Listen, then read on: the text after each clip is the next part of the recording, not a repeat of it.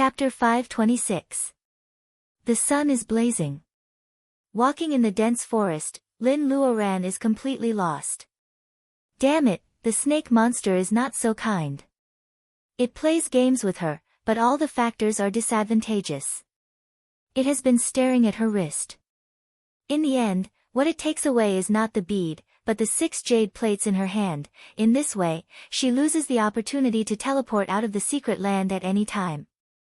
She has to abide by the rules of the game. When the snake monster's strength is low for a month, she can walk out of the Bermuda secret land by herself. Then she is thrown into this strange dense forest. Lin Luoran is furious. She doesn't have the map issued by the special department. How can she find the landmarks and go to the exit? The abyss where White Fairy's remnant soul hides, the magnetic mountain where the bat monster lives, the underwater palace where the female corpse in white stays. Well, the first 3 places she knows are not good choices. She can only find the monkey cave to refer to. It's a pity that she can't use the holy spell, listen. If she can listen to the voice of all things, she won't be at a loss. If she can find a talking monster, it's possible. Well, in fact, the monsters along the way are differentiated by their strength. The closer they are to the edge of the secret land, the lower their strength is. Can she get out of this way? Lin Luoran feels her temples buzzing. She recognizes the north and the south by the dense canopy of trees and moss. Now she is heading north. If she gets the wrong direction, she will have to turn back. After traveling for 2 days, Lin Luoran doesn't see any high-rank monsters that are not intelligent and can't communicate.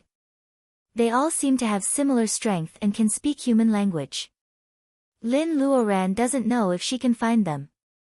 One day, she goes around on her sword over the mountains and sees the cold pool. She suddenly feels cold. Why did she go back to the same place? She doesn't know where the double-headed snake is, but she can't mistake this deep pool.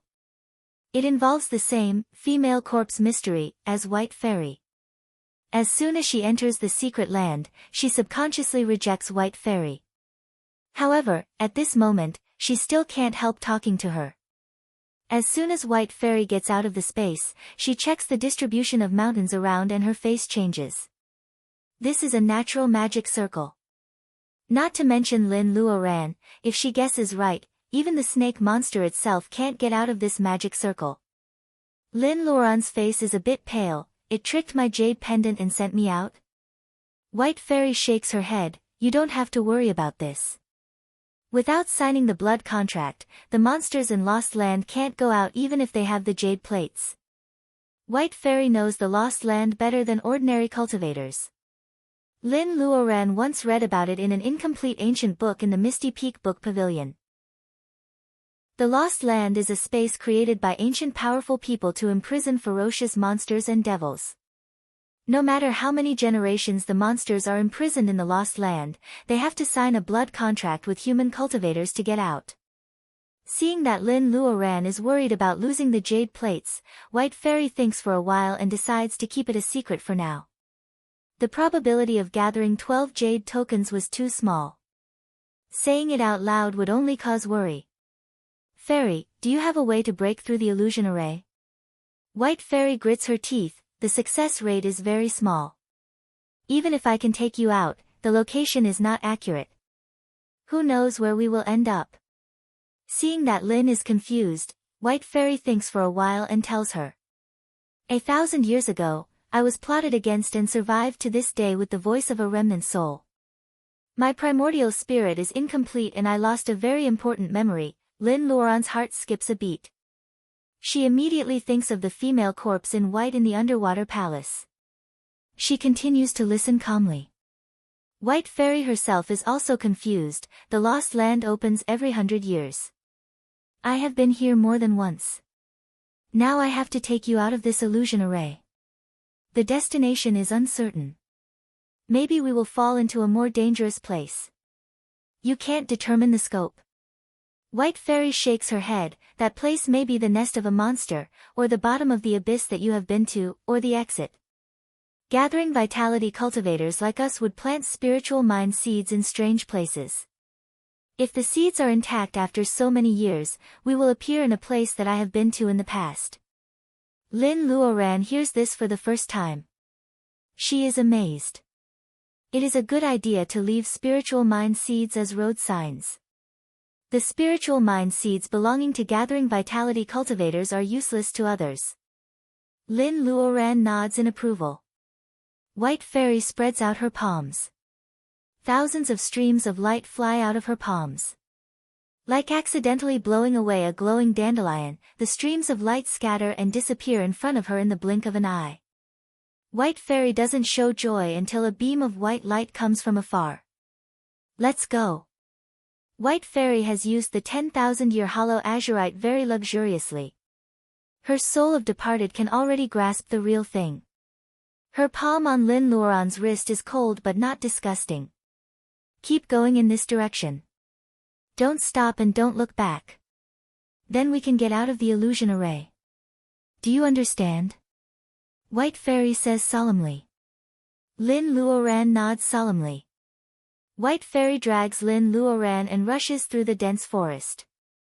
They walk faster and faster. They cross streams and mountains. Lin Luoran doesn't know when they get out of the illusion array. Until the white light that has been guiding them goes out, she finds that she has been taken to a strange place by White Fairy. Does it look like a battlefield? Not far away, there is a deep pit comparable to a meteorite crater, scorched earth, a hill split from the middle, and broken swords buried in sand. At first glance, it is obvious that there are traces of cultivators fighting here, and the scale is not small. There are thousands of swords of all kinds. Some are inlaid in the mountain, some are inserted in the rocks, and some are buried under the dust, leaving only the exquisite hilts. It is more like a sword tomb than a battlefield. Fairy, where are we? Lin Luoran takes a long time to speak because of the chilling atmosphere. White Fairy shakes her head. It is strange. She has never been to this place. Why does the spiritual mind seed bring them here? White Fairy is surprised. She squats down and slowly throws away the sand on the ground. When the exquisite lines of the broken swords are revealed, her expression has changed slightly. Swords of Zu Mountain. These are all. The broken sword White Fairy picks up is engraved with a small seal character, Yi, on the hilt. Is the Yi family of Zu Mountain the ancestor of Yi Xiaobei? Being friends with Wen Guanjing, Lin Luoran knows about the former Zu Mountain. The Yi family and the Wen family used to be the two largest forces in the Zu Mountain school. However, the Yi family lost many elites and gradually declined. The last one with the Taoist root is Yi Xiaobei, who went to the Tower of Babel and got a foundation-laying bolus. Thinking of this, Lin Luoran begins to help White Fairy dig up the broken swords. Buried under the soil, inlaid in the stone wall, and inserted in the rocks, Lin Luoran finds every broken sword. They were placed on the ground in a row, dull and lifeless. Lin Luoran can imagine how dazzling these flying swords were before they were destroyed.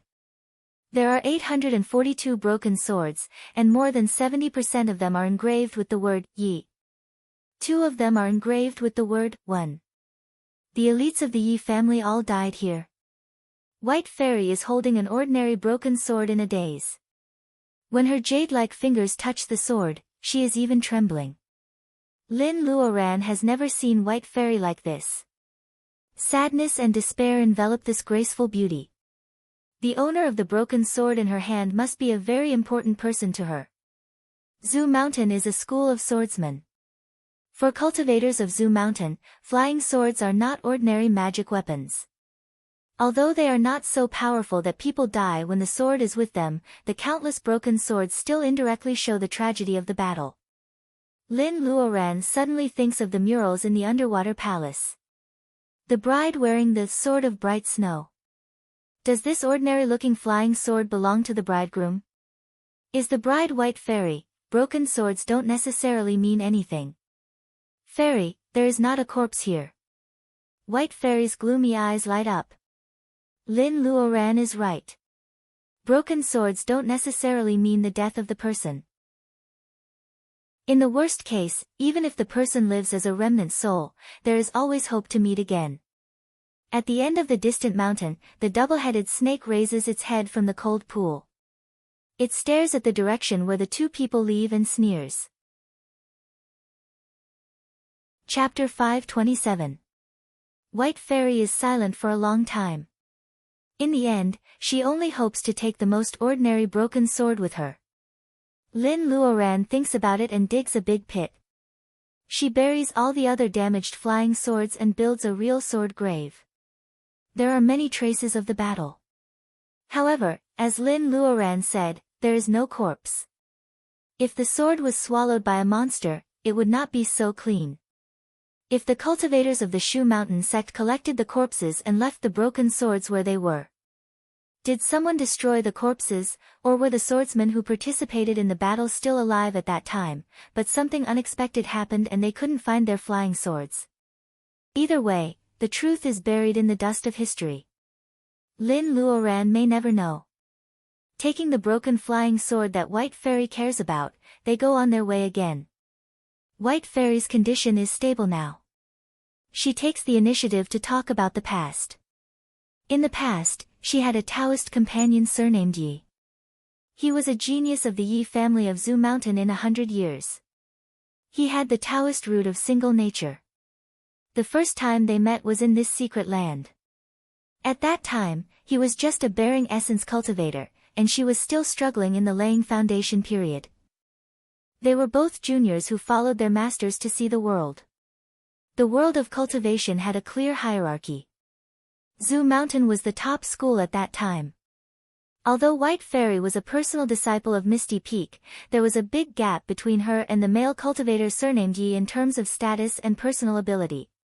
If they hadn't experienced life and death together in the secret land, the male cultivator surnamed Yi would not have noticed White Fairy, who was in the laying foundation period at that time. That was the first time we entered the Lost Land. The Lost Land opens once every 100 years.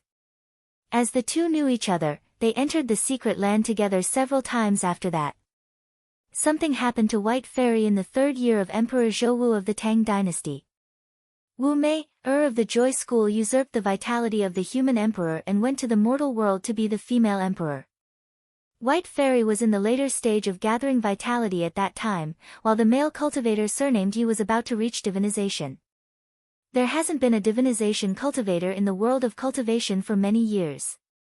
Although the male cultivator surnamed Yi is the focus of all kinds of forces, it is not so easy to find the last opportunity. It happens to be the 3rd year of King Wu of Zhou. The Bermuda secret land opens once every 100 years.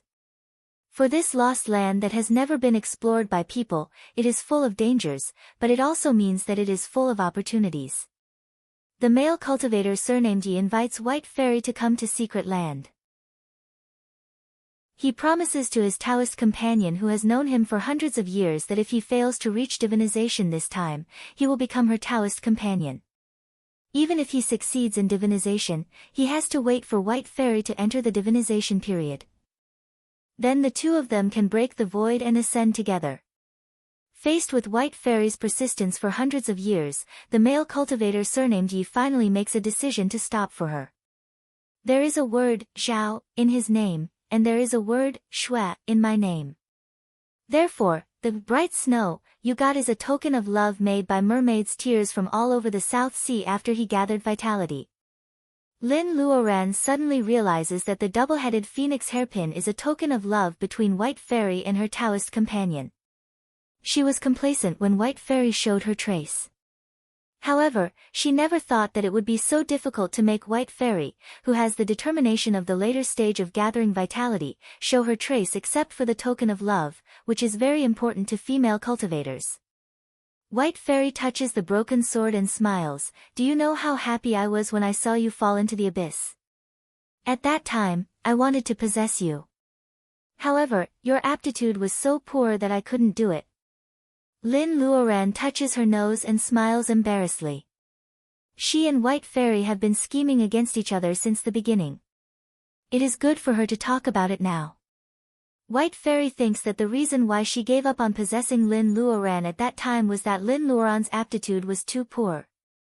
The scene she saw when dealing with the monster bat played a crucial role. She originally thought that since she let Lin Luoran go, she could use Lin Luoran to get out of the secret land and then use the method of possession. However, after sleeping for many years, when she woke up, there were no other cultivators on the earth. She also gave up the method of possession and recultivation. Let's not talk about the past between you and me. You have been cultivating for hundreds of years. There is one thing you have done better than me. With your useless physique, you gathered vitality in 300 years. White Fairy's praise makes Lin Luoran feel guilty. Without the sacred pearl, how can she gather vitality in 300 years with the environment of the earth? White Fairy seems to see through her thoughts. The sacred pearl space is just a support. I said you did well because you have never fallen in love with anyone since you began your personal ability enhancement. It is strange that ordinary cultivators cut off the mortal world and are indifferent to their relatives and friends. Only love has become an unbreakable barrier. Since ancient times, many powerful cultivators have died because of love. However, you are the only one who can't let go of the mortal world and doesn't fall in love. Lin Luoran, have you ever really loved someone? With White Fairy's personal ability in the late gathering vitality period, how many cultivators can beat her to death? The message was sent by the male cultivator surnamed Yi. If the person who ambushed her was him who almost reached divinization, it would make sense. White Fairy must have suspected the male cultivator surnamed Yi. Therefore, when mentioning the past, she smiles bitterly. However, when White Fairy finds the flying sword of the male cultivator surnamed Yi, she is sad and doesn't hide it. Lin Luoran shivers. If this is the unbreakable love tribulation that White Fairy said, she would rather never try it. Lin Luoran's stubbornness and dullness make her look a little dull at the moment. Seeing her like this, White Fairy also feels relaxed. White Fairy is in the mood to investigate the mystery of the past, but Lin Luoran is still thinking about the game of the double-headed snake. The two of them have their own thoughts and are in a trance along the way. When the flying sword passes by a water area, Lin Luoran inadvertently glances down. She is surprised to see several familiar mountains and waterways. Her fingertips tremble and she almost falls off the flying sword. An underwater palace. Lin Luoran and White Fairy wander around and come to this water area. Lin Luoran is half happy and half worried. She is happy because she has seen this water area before. After confirming several other places, she has a general idea of where she is and finally finds the general direction of the exit. She is worried that she can't escape from the female corpse in white in the underwater palace. White Fairy's closed eyes suddenly open. She looks at the surging river thoughtfully. Lin Luoran is inexplicably shocked. White Fairy smiles at her. Linny, why do I feel that you have been strange since you entered the secret land, especially here? Lin Luoran's face wrinkles like a bitter gourd. Compared with White Fairy, a gathering vitality cultivator who has fought all the way in the world of cultivation, Lin Luoran's ability to hide her emotions is still too poor. What on earth is under the water? It feels so familiar. White Fairy stares at the river and murmurs to herself. Lin Luoran is even more hesitant about whether to go forward or retreat at this time. Compared with Lin Luoran's dilemma, Mu Tiannan's situation at this time is not so good. Finally, he sneaks out of the red rock area carefully, but he is attacked by another monster. Mu Tiannan doesn't notice it and suffers a lot. According to the instructions of the old monster, when he finds the magnetic mountain with a lonely peak in the clouds, Mu Tiannan is already wounded. Wiping the blood from the corner of his mouth, Mu Tiannan looks at the magnetic mountain and then stares at the bat ring for a long time. Old monster, you let me prolong my life and I collect jade plates for you. When this is over, our deal is over, right? Before the old monster answers, the bat ring flashes with red light. A slightly young voice is very unwilling. Mu Tiannan, without this ring, how can you prolong your life to this day? Don't forget that you promised me to kill her. Mu Tiannan can't help sneering. So these barbarians are stupid. He has tried every means to live to this day just for the unwillingness in his heart. He lives just to kill her. He is not a psycho. However, it is going to be over soon. Mu Tiannan tells himself to be patient. The young voice doesn't get a response for a long time, so it can't help but get angry. The sharp pain comes from Mu Tiannan's finger. He covers the finger with the ring. This pain spreads from the finger to the whole body. The pain penetrates to the bone and affects every tactile nerve. Every time he wants to cut off the hand with the ring, but he just can't. The two beings living in the ring don't often torture him like this in more than 300 years. Because every time he feels pain, he will remember it for a long time. They will not let him go until he finishes those orders, whether he is willing to do those things or not. When Mu Tiannan kneels on one knee and wants to die immediately, another voice comes from the bat ring. Well, foreign barbarians are impatient. Let's get down to business first. With a cold snort, the young one reluctantly stops moving for a while. Mu Tiannan kneels on the ground and gasps. When the pain passes, he barely stands up and walks into a cave in the magnetic mountain. Chapter 528. Listen to me. You must calm down. Calm down first. Lin Luoran casts the water-dividing spell and turns to look at White Fairy. Faced with a dilemma, Lin Luoran thinks it's better to make it clear. At first, she tentatively asks if White Fairy and the male cultivator surnamed Yi have a wedding. White Fairy firmly denies it. Lin Luoran just forgot what happened when she was ambushed. Can a soul of departed be troubled by Alzheimer's disease? It's impossible that she doesn't even remember whether she married her sweetheart or not.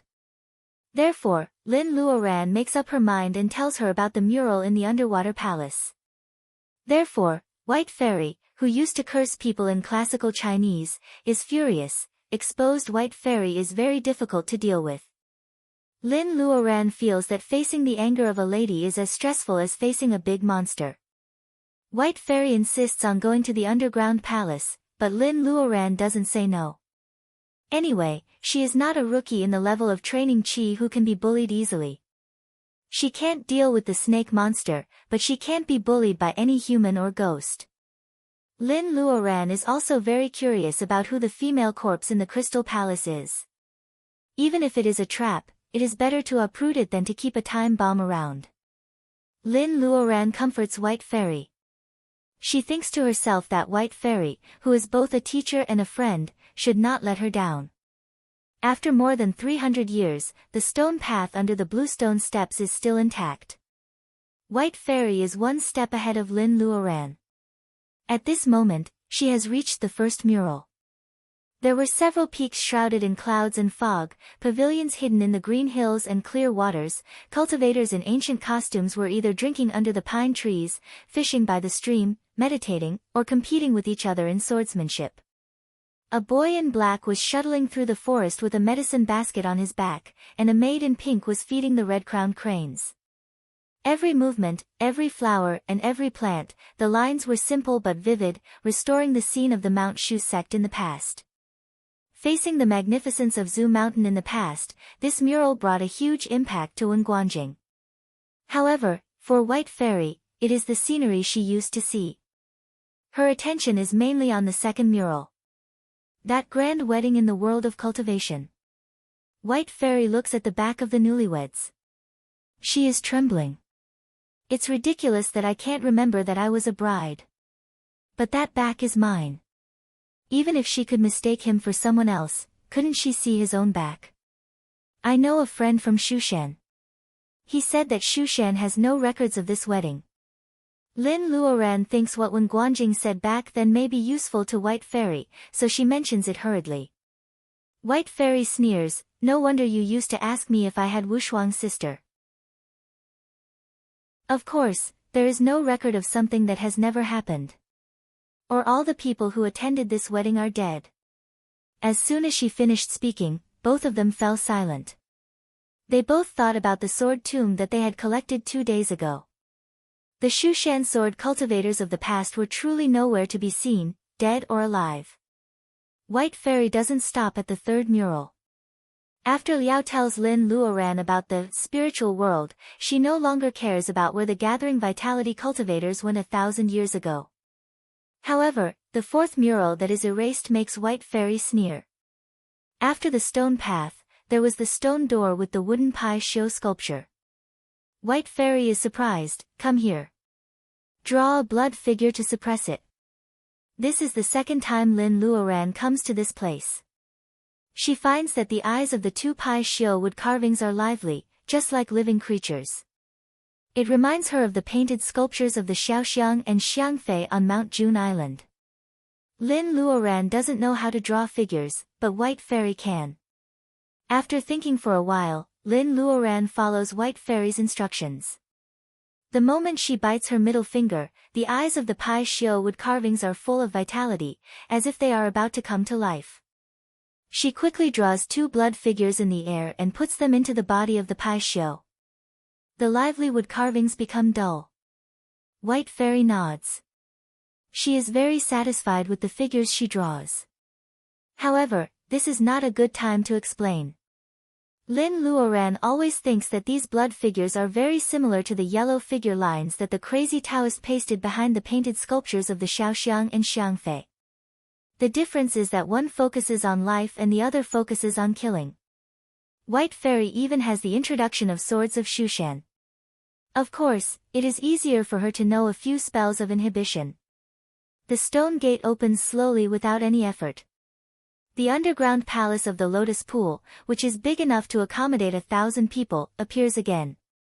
A pearl as big as a big bowl above her head fills the room with light.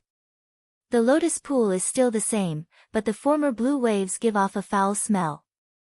Some dead branches are floating on the black water. Several acres of pink and white flowers are mixed with purple lotuses. It seems that the Lotus Pool that never blooms has been ruined. In the center of the Lotus Pool, there is a transparent crystal coffin. Several bucket-thick pythons are coiling around it. The entire underground palace is filled with a choking stench. Ignoring that the environment here is far different from the mausoleum of her, as described by Lin Luoran, White Fairy stares at the crystal coffin like lightning. There is a familiar breath in the coffin calling her. With White Fairy's eyesight, she can naturally see the scene inside the coffin clearly. She is wearing her favorite goose yellow palace dress. Her hair is like clouds, her eyebrows are black, and her cheeks are rosy. Her favorite peony is inserted in her hair. Those eyebrows, those eyes, and those lips are clearly her. White Fairy is shocked. Is it possible that her physical body was not destroyed back then? Someone actually shakes her primordial spirit out of her body and then takes over her body. With the strength of the world of cultivation at that time, White Fairy feels that it is more unacceptable than being ambushed and having her soul destroyed. Someone doesn't hurt her physical body but shakes her primordial spirit apart. Only a remnant soul escapes the net. Is there a divinization cultivator in the secret land at that time? White Fairy's heart is in turmoil, but she is very calm on the surface. She grits her teeth and says to Lin Luoran, "My physical body is in the Crystal Palace." She must be so angry that even the me that hasn't appeared for a long time comes out. Hearing White Fairy's confirmation, Lin Luoran doesn't feel relaxed. Instead, she feels more headache. The spiritual mind in the dead woman's body actually succeeded in taking over White Fairy's body. Lin Luoran escaped last time because of the help of Fire Phoenix. She is so lucky. What's worse is that she and White Fairy, two idiots, actually come to Lin Luoran again. Lin Luoran looks around vigilantly. Except for the pythons coiling around the crystal coffin, nothing has happened since they came in. "Fairy, be careful." Seeing that White Fairy is going to investigate, Lin Luoran hurriedly reminds her. "It doesn't matter. No matter what kind of ghost it is, you have sealed the two wooden pishio at the door. At least 80% of its power is sealed. Now it can't do anything to me. Anyway, White Fairy is a soul of departed with primary success. Her soul has solidified into an entity. Since she has made a conclusion, Lin Luoran doesn't stop her. The underground palace is quiet. Souls are ean and cold creatures. How can a few pythons resist them? As soon as White Fairy walks in, they all flee in all directions. The crystal coffin is as new as before. The beauty in the coffin seems to be asleep. White Fairy stands in the coffin. One is quiet while the other is moving. They look like twin sisters. White Fairy stares at the physical body in the coffin. Her expression changes. No one knows what she is thinking. The underground palace is too quiet. Lin Luoran always feels that something is wrong. She feels a chill on her back as if she is stared at by a poisonous snake in the dark. White Fairy's face is full of disgust. She holds back her disgust and touches the crystal coffin that was entangled by the python. Lin Luoran remembers her previous situation when she was possessed. She feels that it is so similar. Her mouth is dry and she is alert. Wait, she is still on the tip of her tongue when she sees the black water in the stinky lotus pond rolling. Lotus leaves sprout from the bottom of the pond. In the blink of an eye, the leaves open. The petals are white, the buds are pink, and the light purple is enchanting. White Fairy is surrounded by the beauty of the lotus. The person standing beside the crystal palace is more and more gorgeous. The faint fragrance is intoxicating. In this most beautiful department, a white light bursts from the center of the brightest purple lotus. White Fairy snorts coldly. She is about to capture this ungrateful thing. However, the white light ignores her and turns to attack Lin Luoran. Lin Luoran smiles. It is said that a scholar who has been away for 3 days must be treated differently. After more than 300 years, the spiritual mind still thinks she is a pushover and still has an obsession with her. A fire net emerges from Lin Luoran's palm and covers the white light. White Fairy thinks that thing actually occupied her body in the past. After all, Lin Luoran is in the early stage of gathering vitality. She is a little anxious. Get out of the way. After all, her voice is too late. The white light suddenly scatters like how White Fairy found the way to get out of the illusion circle. It escapes from the gaps of the dense fire net and converges into one again, aiming at Lin Luoran. In the magnetic mountain, Mu Tiannan has walked to the altar. In the smelly blood bat cave, Mu Tiannan's expression remains unchanged. Looking at the black shadow gradually condensing on the altar, he stretches out his hand with the ring. I have brought you back to this place according to the agreement. Our deal is officially completed. An unwilling voice comes from the bat ring. What about our agreement? You swore by the devil inside. Once you break the agreement, aren't you afraid that the oath of the devil inside will come true? Mu Tiannan laughs. Roddick, you have lived for so many years. Aren't you too naive? I only swore to the Venerable. Whether I break the oath or not is not up to you to decide. Besides, it is just an oath of the devil inside. Do you think a person who has entered the path of monsters will be afraid? Roddick seems to be hit by a stick. He is so angry that he can't say a word. Well, stop talking. Put the ring on the altar. The Black Shadow Venerable's tone is impatient. If there is anything in common with Mu Tiannan, it is that the bloodline like Roddick is always classified as a barbarian. It will never consider Roddick's interests. Roddick is still talking. Without its consent, the bat ring that tightly locks Mu Tiannan's finger can't be taken off. The Black Shadow Venerable's patience is exhausted.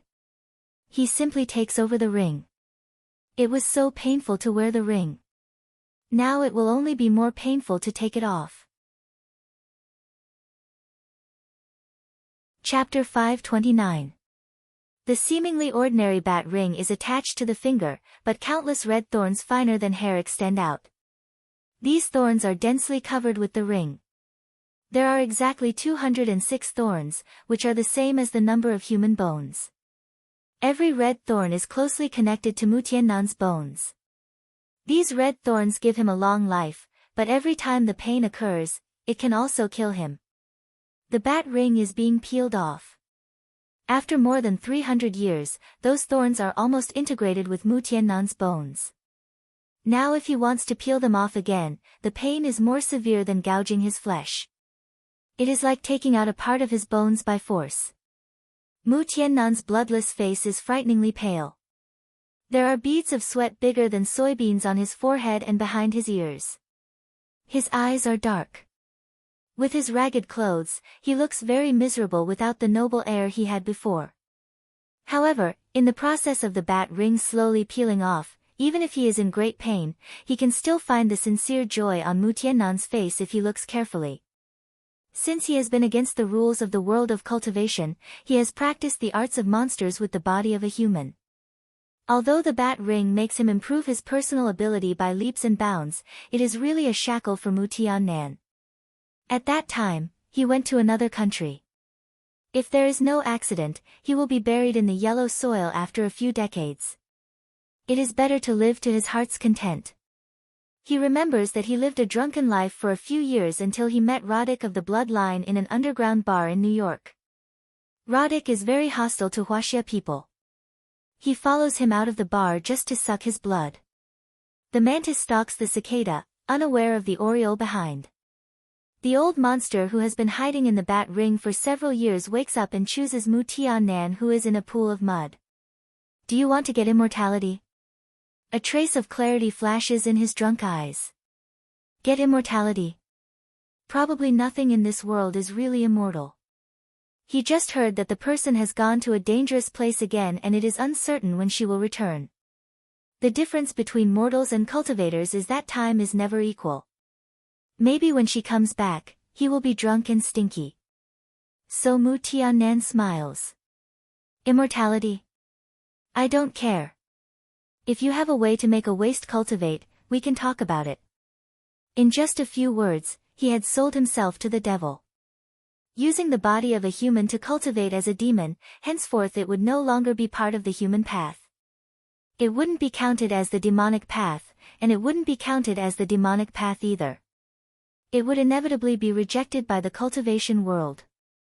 However, compared to the power promised by the old bat, he just wanted to live. Today, he was finally free. Mu Tiannan sees that the ring has been taken off and the red thorn is withdrawing. His twisted face finally shows a sincere smile. The Black Shadow Venerable is also waiting for the ring to be placed on the altar. It is not in a good condition. When it forcibly split its primordial spirit and attached it to the blood bat to leave the secret land, its original body was gradually consumed. In the battle between the bloodline and Lin Luoran, Heaven's Doom split its primordial spirit, which also affected its original body.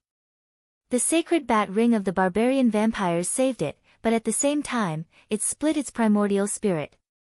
Now that the primordial spirit in the ring had formed its own body, if it didn't fuse with it soon, the second primordial spirit would probably have to establish itself.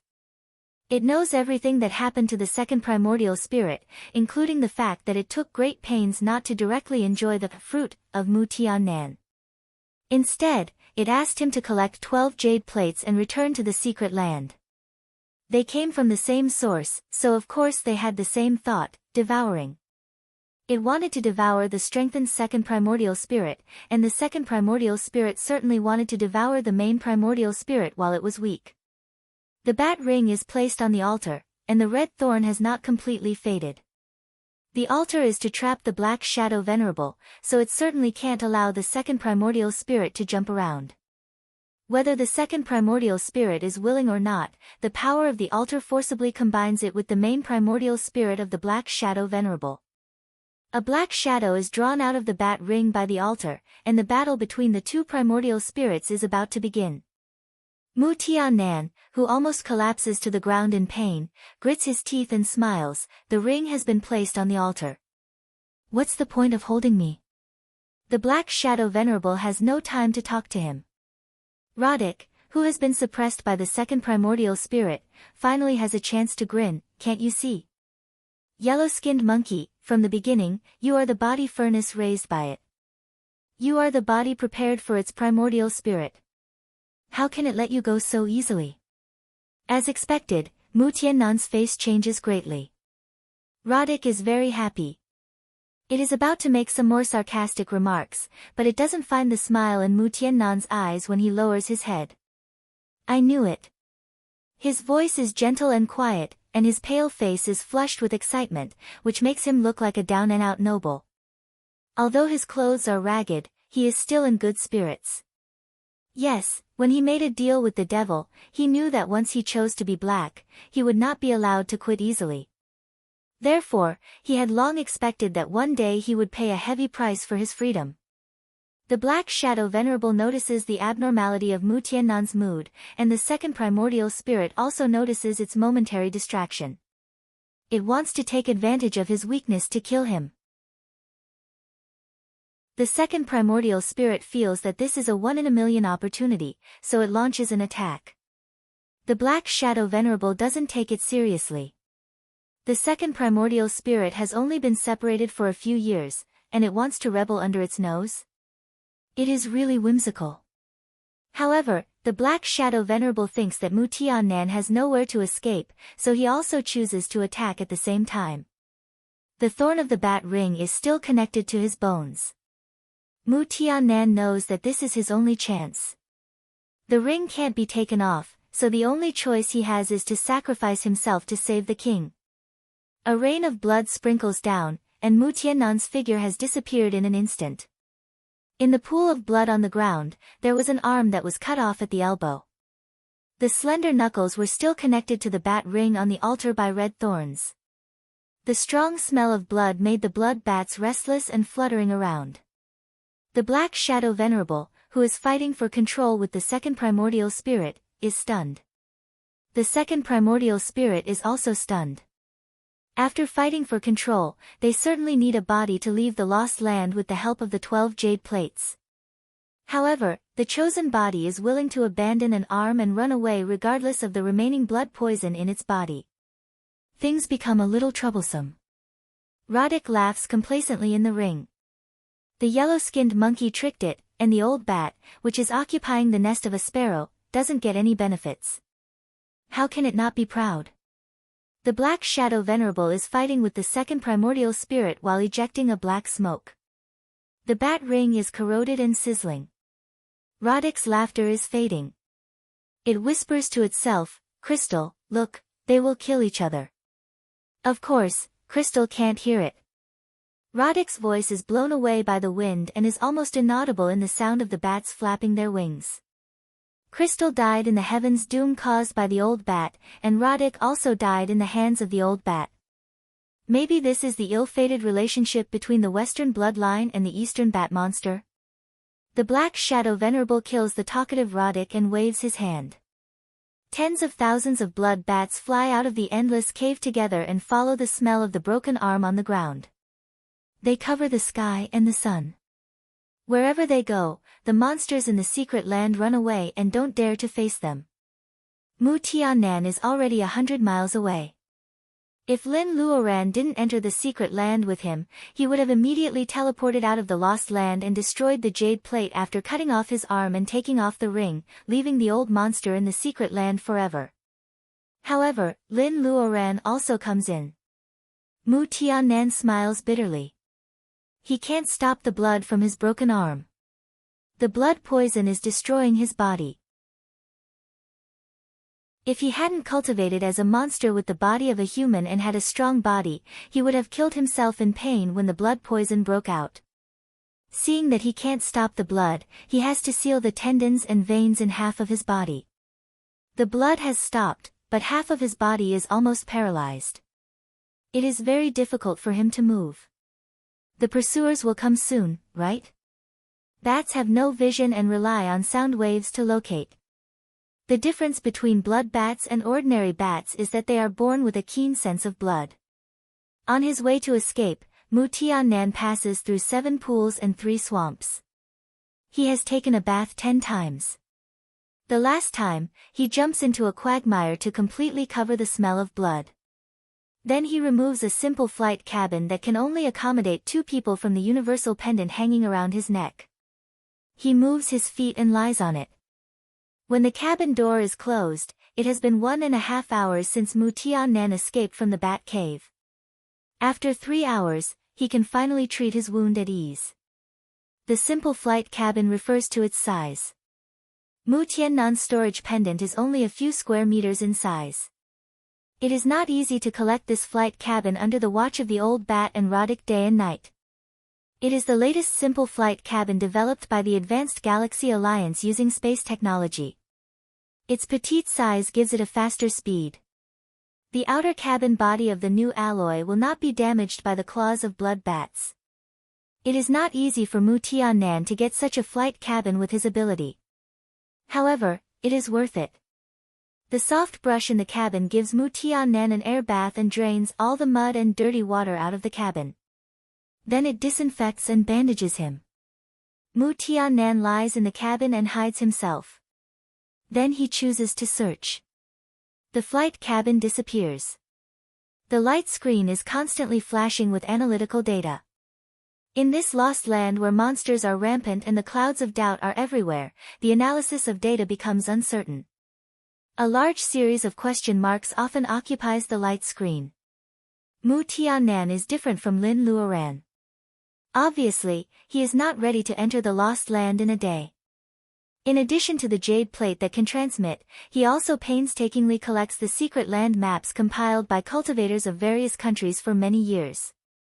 Driving the flight cabin to the edge of many dangerous areas marked on the map, Mu Tiannan, who regains his freedom, doesn't even feel tired. In fact, his lips are pale and bloodless. What he needs most at this time is to rest. The flight cabin searches all the way. Mu Tiannan stares at the screen and suddenly some random code flashes. He feels that the flight cabin is hit by something and shakes violently. A snakehead stretches over and looks at the slippery iron box. It can feel the fluctuation of the jade plate through the cold metal. Another snakehead also stretches over and looks at the strange box. Then it knocks the flight cabin over without hesitation. The flight cabin shakes for a while. Mu Tiannan is about to command the cabin to rise, but the tail of the double-headed snake wraps around it tightly. "You have the jade plate." The double-headed snake says the first sentence. Mu Tiannan puts his finger on the button. As long as he presses it gently, the surface of the cabin will spray strong acid. It is specially prepared for the bats. He hopes that the snake will also like it. She also has the jade plate. "You are in cahoots." The second sentence of the double-headed snake makes Mu Tiannan stop. The double-headed snake shakes its head and laughs silently. "Oh, you are also poisoned by the blood of the old bat. Hand over the jade plate and I will send you out of the secret land. Or do you want to be sent back to the bat cave?" Mu Tiannan's remaining right hand is a little stiff. At the other end of the timeline, when Mu Tiannan is making a choice, the white light in the underground palace of the Lotus Pool has already reached Lin Luoran's eyebrows. Tonight at 8:00, the interview of Zongheng Radio will be held. I hope everyone can go and support me. You can also drop a slip of paper at the host and I'll answer your questions one by one. You can ask questions about the book or gossip. I'm looking forward to getting to know everyone better.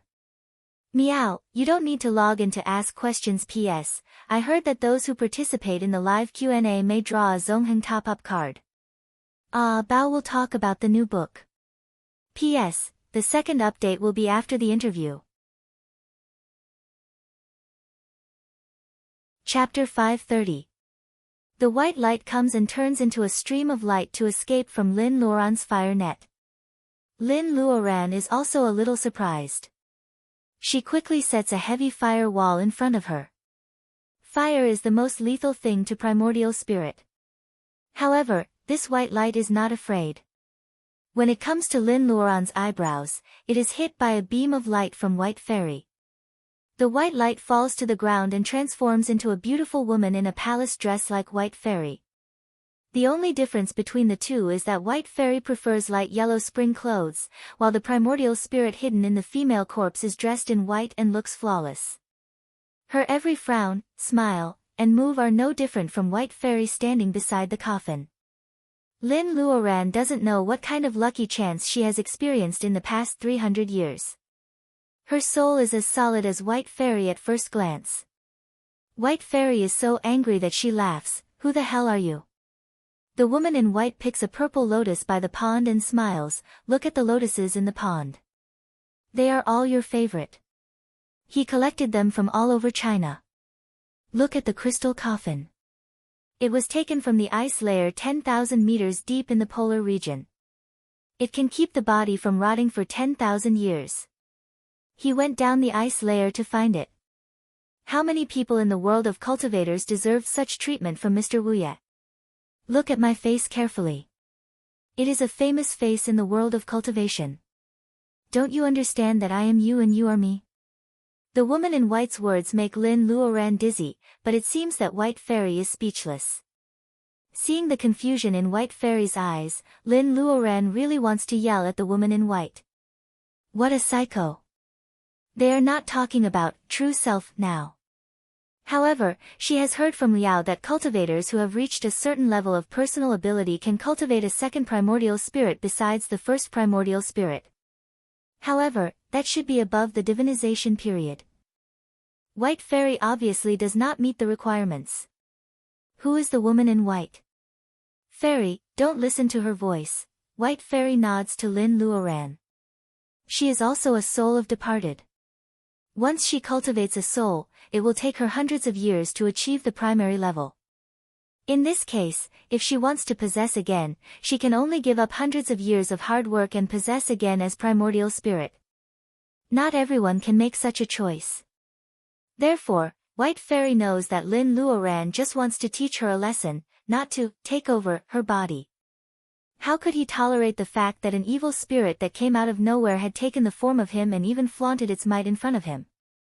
White Fairy's first move is a fierce killing move. It is the first time for Lin to see a battle between souls of departed. After condensing their corporeal bodies, their destructive power was no less than that of cultivators of the same level. Moreover, because they could materialize their bodies from the void, they would often be able to teleport away before an attack could land on them. Light and shadow fluctuate. White Fairy and the female corpse in white are mainly fighting. Even though Lin Luoran wants to help, she can't aim accurately. At this moment, the dead woman in white is standing there. The next second, White Fairy will be the next one. In order to avoid accidental injury, Lin Luoran has to gather her strength and prepare to give the female corpse a fatal blow. She was not afraid of ordinary flames, but what about the golden runes? Lin Luoran's fingertips move slightly. When she is waiting for an opportunity, a slight noise comes from the stone door. A black shadow was thrown in. Lin Luoran takes a closer look and finds that it is Mu Tiannan. His current state is quite different from what he saw on the sea. His exquisite clothes are tattered, revealing his scarred skin. More importantly, one of his arms is broken at the elbow. The bandaged wound is still oozing blood. He is in a semi-conscious state. Get out, he seems to be trying to stay awake. He barely stretches out his only arm to grab Lin Luoran. Lin Luoran still remembers the palm on the sea. She steps back vigilantly. Mu Tiannan smiles bitterly. He fails to grab Lin Luoran and he collapses on the ground. The game is not over yet. Why do you want to go out? The double-headed snake crawls slowly along the stone path. Its body has shrunk several times, but it can barely crawl freely on the stone path. It seems to be laughing at Mu Tiannan's useless work. It deliberately crushes Mu Tiannan's wound with its heavy body and then sneers, "As you wish, I bring you to this female cultivator." Little monster, where is the last jade plate? Mu Tiannan is in pain and gasps. This snake monster is vicious. It says it is a deal, but in fact, it forcibly tore up his storage space and snatched the jade plate. If he hadn't hidden the last jade plate, the snake monster would have brought him to Lin Luoran. Unfortunately, the last chance to escape is lost because Lin Luoran doesn't trust him. Mu Tiannan feels that he deserves it. Facing the snake monster's interrogation, he remains silent. Lin Luoran looks on coldly. She doesn't know what Mu Tiannan and the snake monster are playing. On the other side, White Fairy has taken the initiative to stop fighting when she sees the snake monster coming in. She stares at the female corpse in white and says slowly and firmly, "You are Bai Ji." White Fairy is stunned and then smiles happily. "First school sister, you are still as smart as before." Bai Ji probably doesn't need to pretend anymore because she has been exposed. With a flash of light, she shows her true face. The female cultivator with the flowing white gauze has picturesque eyebrows. If you look closely, you will find that her eyebrows are somewhat similar to White Fairy. However, she is a little shorter, which makes her look petite and lovely. White Fairy is like a peony while Bai Ji is more like a rose under a bamboo fence. One is graceful and the other is delicate and pitiful. She seems a little mean. Fairy? Lin Luoran frowns. It turns out that she is not a twin or a split personality as she guessed. The other party is actually White Fairy's school sister. White Fairy is even more shocked at this time. When she had an accident, Bai Ji just advanced to gathering vitality. How could she do such a thing? She even suspected Yi Zhao, but she never thought that the one who plotted against her would be the little school sister who had always loved Yo Jia. White Fairy feels very ironic. Bai Ji is not only her school sister but also both of them are from the Bai family. Strictly speaking, they are cousins who have a close blood relationship. Therefore, Bai Ji and she are also somewhat similar. You don't deserve to call me school sister. Bai Ji, it's you. What on earth did I do wrong to her? Why does she hate me so much that she wants to kill me? Is it because she wants to occupy my body? White Fairy doesn't understand. Bai Ji's appearance is not bad. At that time, she was also one of the two beauties of Misty Peak. Bai Ji laughs, "School sister, how can you always put on an innocent look? Yes, you are a pure fairy in the world of cultivation. Master loves you and gives you the best exercises and the best resources for personal ability enhancement. Mr. Wu secretly helps you and helps you clear the obstacles of personal ability enhancement. I need to take a trial to be recognized. However, you have been cultivating for hundreds of years and you have little blood on your hands. Am I worse than you in aptitude? I don't need you to pretend to be nice to me." White Fairy feels that Bai Ji's words are easy to understand, but she is confused when she puts them together. Bai Ji seems to have been depressed for hundreds of years. Now that she is seen through by White Fairy, she vents out all her emotions. "I don't accept it. Bai Qingxue, I don't accept it. It's okay that the master likes you. However, I fell in love with him first. I have liked him for hundreds of years. In his eyes, there is only you, a hypocritical woman. Well, since he likes your face, then Bai Ji will be Bai Qingxue." The hatred emanating from her bones makes Lin Luoran shiver. It probably has something to do with the male cultivator surnamed Yi. Seeing that White Fairy is so shocked, it must be because of Bai Ji's plot. Lin Luoran feels that the love between men and women, in addition to the love disaster mentioned by White Fairy, can also be possessed by demons and obstacles. She can't imagine that she and Baojia like the same man. She will never touch the man of her sister. Bai Ji is hateful. In addition to plotting against White Fairy, Lin Luoran also feels that Bai Ji has lost the face of all women in the world. What bullshit school sister! Bai Ji doesn't deserve such a relationship at all. The expression on White Fairy's face changes again and again. She is almost scared out of her wits because of such a ridiculous reason. The jealousy of a school sister. Lin Luoran's pursuit of the Tao is ruined at the late stage of gathering vitality because of this snake-like jealousy. She feels sad and ridiculous. So you want to replace me as the master of Misty Peak and marry brother Yi Zhao? Bai Ji, you are ridiculous. You occupied my body and still ended up like this today. You fight for it, but you end up with the same result as me. Haha, it's ridiculous. Bai Ji's eyes are red. She is as cold as a poisonous snake. Lin Luoran sees that Bai Ji is very close to the snake monster. Her heart skips a beat. Why is Baiji not afraid of the snake monster? Thinking of the endless snakes when she escaped from Baiji for the first time 300 years ago, Lin Luoran has a very bad guess.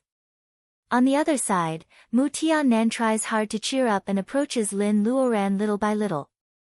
The snake monster doesn't know whether it is watching the show or thinking of some insidious ideas. Since White Fairy calls out Baiji's identity, it has been watching quietly. The atmosphere in the underground palace is solemn and depressing. The fragrance of lotus in the pool can't suppress the panic in people's hearts. Dongting City is shrouded in the clouds of war, on the second floor of the Ma's villa. Liao, who is in a coma, has a fever and talks nonsense since 2 days ago. The 4 young people are very worried. Even Hu Ji, who is proficient in pharmacology, is at a loss. Lin Luoran suddenly loses news again. The war is about to start. They don't know if it will affect the Earth Federation. Liao can't get rid of his fever, which makes the 4 young people exhausted. When Lin Luoran and White Fairy are trapped in the underground palace, Liao's body is burning. After struggling for a while, Liao suddenly sits up from the bed and shouts. Chapter 531. Does Baiji have the ability to force White Fairy's primordial spirit out and then occupy the nest? Baiji is so close to the snake monster, but she is not worried at all.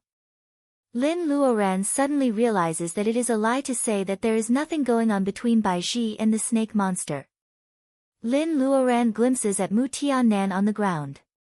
Whether he attacked on the sea or now, his eyes are frank and complicated. There is no intention of harming anyone. Of course, Mu Tiannan's situation must be weird.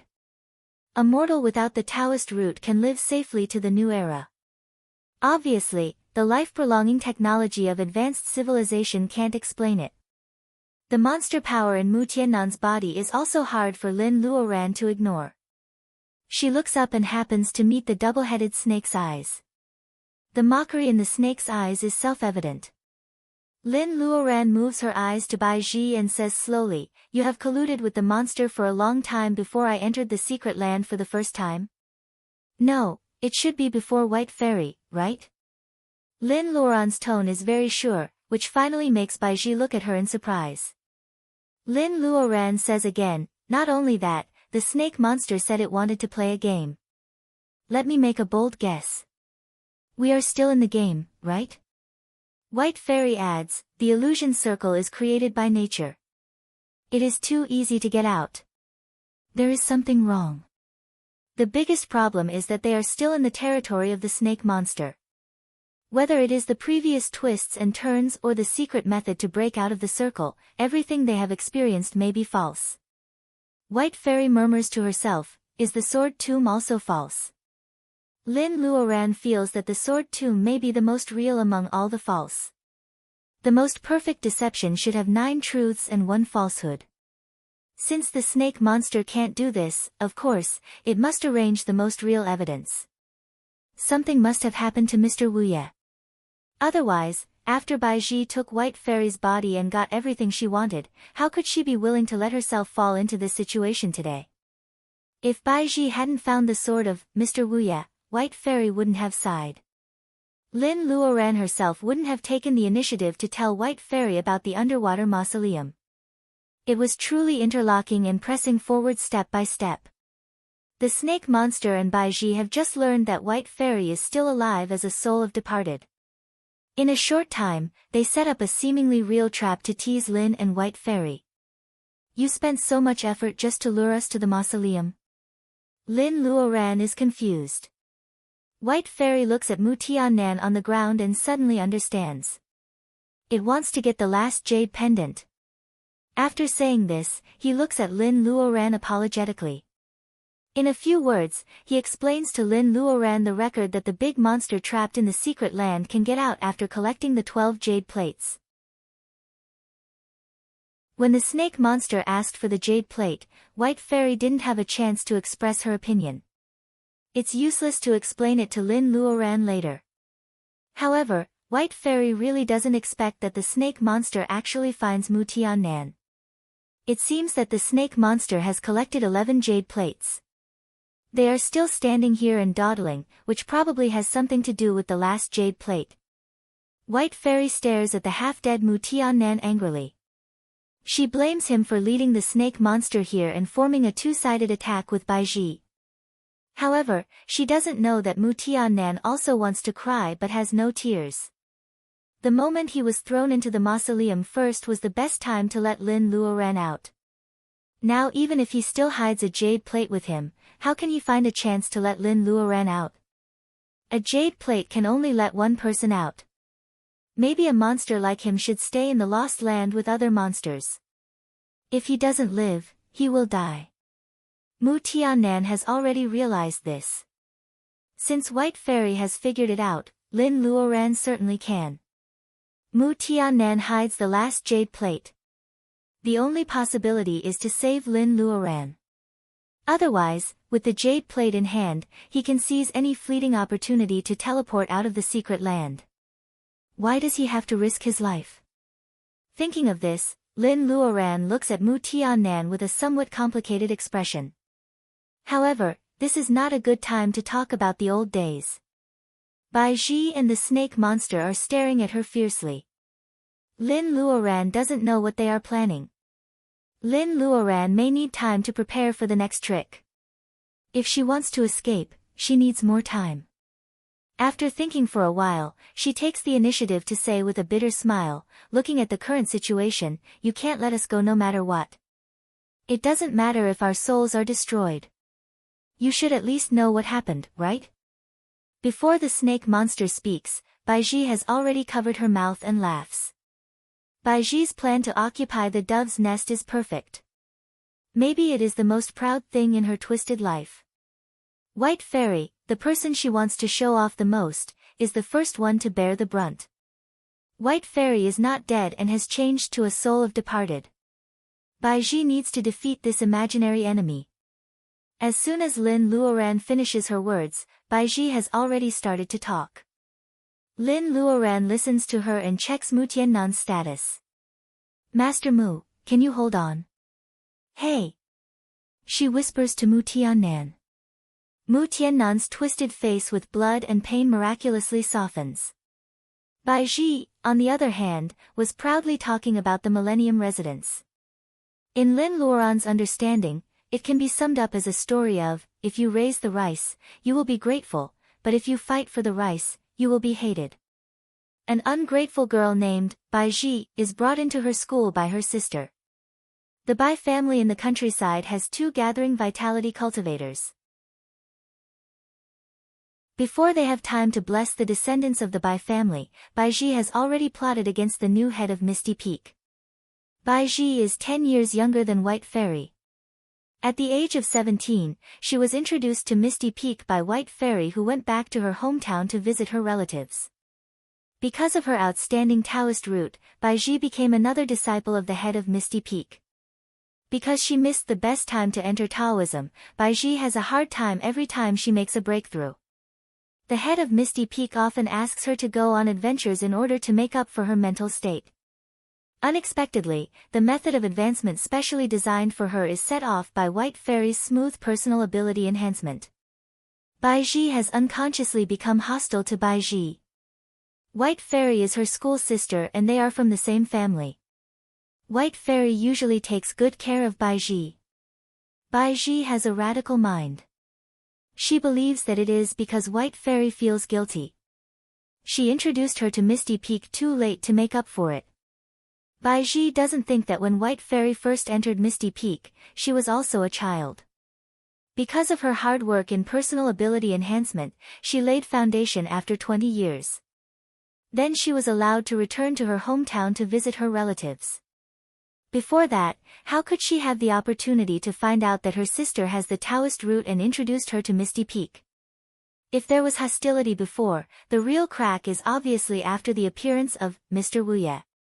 White Fairy and Yi Zhao met when she entered Secret Land with her teacher for the first time. As the little apprentice of the head of Misty Peak, Baiji has no reason not to come when the Secret Land opens once in 100 years. Yi Zhao has good talent and high personal ability. He comes from a famous family, which attracts the admiration of many female cultivators in the world of cultivation. At that time, White Fairy doesn't even dare to look at Yi Xiao, a senior bearing essence cultivator. However, Baizhi has never moved her eyes away. Speaking of which, White Fairy is dignified and generous, but she is very well behaved. Baizhi looks pitiful, but in fact, she is very brave and courageous. White Fairy and Yi Xiao know each other, so she gets involved. White Fairy and Yi Xiao can be familiar with each other because of her help. In the end, the indifferent Yi Xiao falls in love, but it is not her who is the most active. It is White Fairy. Zhu Mountain School has high hopes for Yi Xiao, who has a single Taoist root. How can they let him be trapped by love? Although White Fairy is the heir of Misty Peak, the head of Zhu Mountain School doesn't like her. Zhu Mountain School doesn't want Yi Xiao to find a Taoist partner, so they forbid the two from seeing each other. At that time, Baizhi had a good relationship with the daughter of an elder of Zhu Mountain School. She often volunteered to be the contact person between the two. She has tried to do bad things and create melodramatic misunderstandings. However, Yi Xiao is extremely stubborn. Since he can't be a Taoist partner with White Fairy, he wholeheartedly pursues the Tao. He doesn't care about Baizhi's explicit hints. Baizhi likes to steal things from White Fairy like a little flower. Yi Xiao doesn't accept her tricks. Influenced by Yi Xiao, White Fairy also wholeheartedly cultivates. If things stay like this, Baizhi will be unreconciled at most and curse White Fairy secretly. However, after 200 years, the head of Zhu Mountain School fails to go through nature's doom and dies. Yi Xiao becomes the boss of Zhu Mountain School. Without the control of elders, he can finally become Taoist partners with White Fairy. As soon as they resume their relationship, Baizhi goes crazy first. Unwillingness and jealousy, plus her love for Yi Xiao, make her even recommend herself to sleep with him. After being reprimanded by Yi Xiao mercilessly, she has to restrain herself on the surface. Mr. Wu Ye and White Fairy become the lovers admired by everyone in the world of cultivation. Both of them are obsessed with personal ability enhancement and have the same goal. Naturally, they set the same goal, divinization and immortality together. At that time, Yi Xiao was already in the late period of gathering vitality, and White Fairy's personal ability was a little lower. Yi Xiao studies the notes of his ancestors. There are few examples of successful divinization in nearly 1,000 years. He suspects that something went wrong, so he buries himself in the sea of jade slips, trying to find a safer shortcut.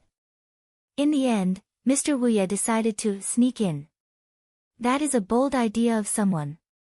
No one knows where the senior cultivator who came up with this idea succeeded. The life lamp he left continued to burn for 300 years after he ascended. No matter why he died in the end, at least the smuggling plan was successful at that time. Yi Xiao had two plans at that time.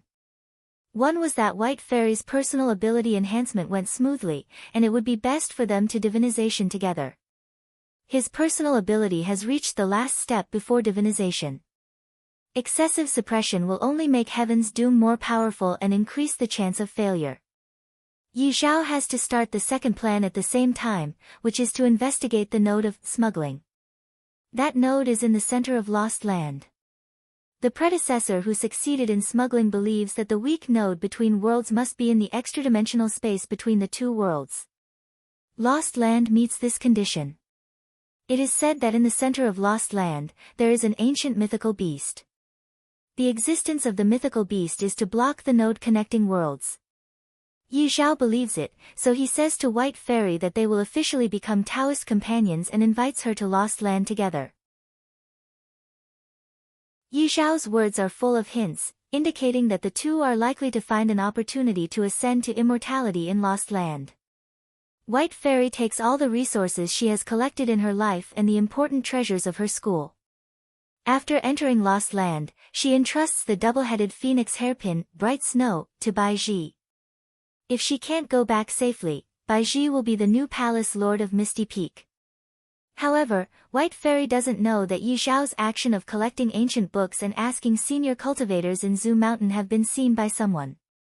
The daughter of an elder of Zhu Mountain who has a good relationship with Baiji reveals the news to her. Baiji knows more than White Fairy, who is kept in the dark. If White Fairy dies, she will get Misty Peak, but she will never get Mr. Wuye. Baiji has a terrible idea. It would be great if she can replace White Fairy. However, with her personal ability in the early stage of gathering vitality, it is impossible for her to deceive Yi Zhao. When she is mad with jealousy, she accidentally walks into the territory of the double-headed snake. The snake monster's eyes flash with cold light. It tempts her. Chapter 532. The snake monster's request is very simple. It helps her achieve her wish. After she gets out of Secret Land, she needs to collect 12 jade plates for it. Baiji is skeptical and she doesn't say everything. However, the snake monster intercepts the message sent by Yi Zhao. It takes Baiji to ambush on the way. White Fairy passes through the ambush circle and loses her life inexplicably. White Fairy has a treasure of Misty Peak with her. That's why she is lucky enough to escape from the snake monster's eyes. The snake monster gives Baiji a spirit fruit with a strange appearance, indicating that she can achieve her wish after swallowing it. Baiji looks at the intact body of her school sister. She is shocked that she actually puts her thoughts into action. And what the snake demon meant was for her to take over his body. If she wants to replace her school sister, the most convenient and reliable way is naturally to live as Bai Qingxue. Baiji and her school sister get along day and night. She almost knows everything about her, including her habits and behaviors. However, from now on, she will give up the name Baiji and spend her life acting as Bai Qingxue. Baiji hesitates as soon as she calms down. The snake monster looks at her with a faint smile. It feels that the human race is really strange. She has worked so hard to do something. If she hesitates at the last moment, it can't find the primordial spirit of the female chi trainer. Besides, how can she easily regret making a deal with a monster? Baiji has cultivated for hundreds of years. Naturally, she is not a naive girl. There is no turning back. She takes the fruit and her primordial spirit fluctuates. She seems to soar to a height of 10,000 meters. When she wakes up again, she is already attached to Bai Qingxue's gathering vitality. Baiji's body withers quickly. The fruit makes her and her school sister's gathering vitality perfectly fit. However, it takes away the vitality of flesh and blood in a very domineering way. There is no turning back in this life. After all, Baiji is in the early period of gathering vitality. It is very difficult for her to control the late period of gathering vitality. Possession is against nature and personal ability enhancement. Although Baiji's primordial spirit fits the new body perfectly, her realm eventually falls. White Fairy's gathering vitality in the late period can't be kept. She almost falls below the gathering vitality period. Yi Zhao receives the message and rushes over. White Fairy looks sad. She and her school sister Baiji mistakenly entered the territory of a powerful monster. She was injured and her level dropped. In order to create a chance for her to escape, Baiji died on the spot. She didn't even bring her body out. Yi Zhao rarely sees White Fairy being so fragile. He feels a little grateful to Baiji, who he looked down on before. Lin Luoran feels a little regretful that he can't sneak in, but he still takes White Fairy out of Secret Land first. White Fairy's power has plummeted, so her plan to sneak into the world of heaven naturally cannot be carried out. Baiji imitates White Fairy's every move vividly, but the special feeling between lovers disappears. Mr. Wuye is very meticulous. He always feels that White Fairy has an indescribable sense of strangeness after being injured. He probes her several times, but Baiji doesn't give herself away. Yi Zhao suppressed his doubts and looked for good medicine for Baiji. At that time, Zhu Mountain was very powerful. It had 5 of the 12 jade plates, and the other 7 were scattered among various schools. It was extremely difficult for Misty Peak to collect them. Baiji occupied the body of a sparrow. The snake monster had a backup plan for her possession. For cultivators, 100 years passed in a flash. When the next secret land is opened, she must collect 12 jade plates and give them to the snake monster. Fortunately, as Baiji's personal ability recovers, Yi Zhao has the idea of sneaking to the world of heaven again. This time, he doesn't want anything to happen. He collects 12 jade plates with both carrot and stick, preparing to leave the opportunity of opening secret land to Zhu Mountain. If Zhu Mountain cultivators don't work together, they can't reach the center. No matter whether his plan is successful or not, Zhu Mountain cultivators can observe it on the spot. They can also gain experience or take warning. White Fairy's level dropped because of Baiji's possession. Yi Zhao has been suppressing his divinization for 100 years. Heaven's doom is full of variables. This time, he can only choose to sneak into the space node.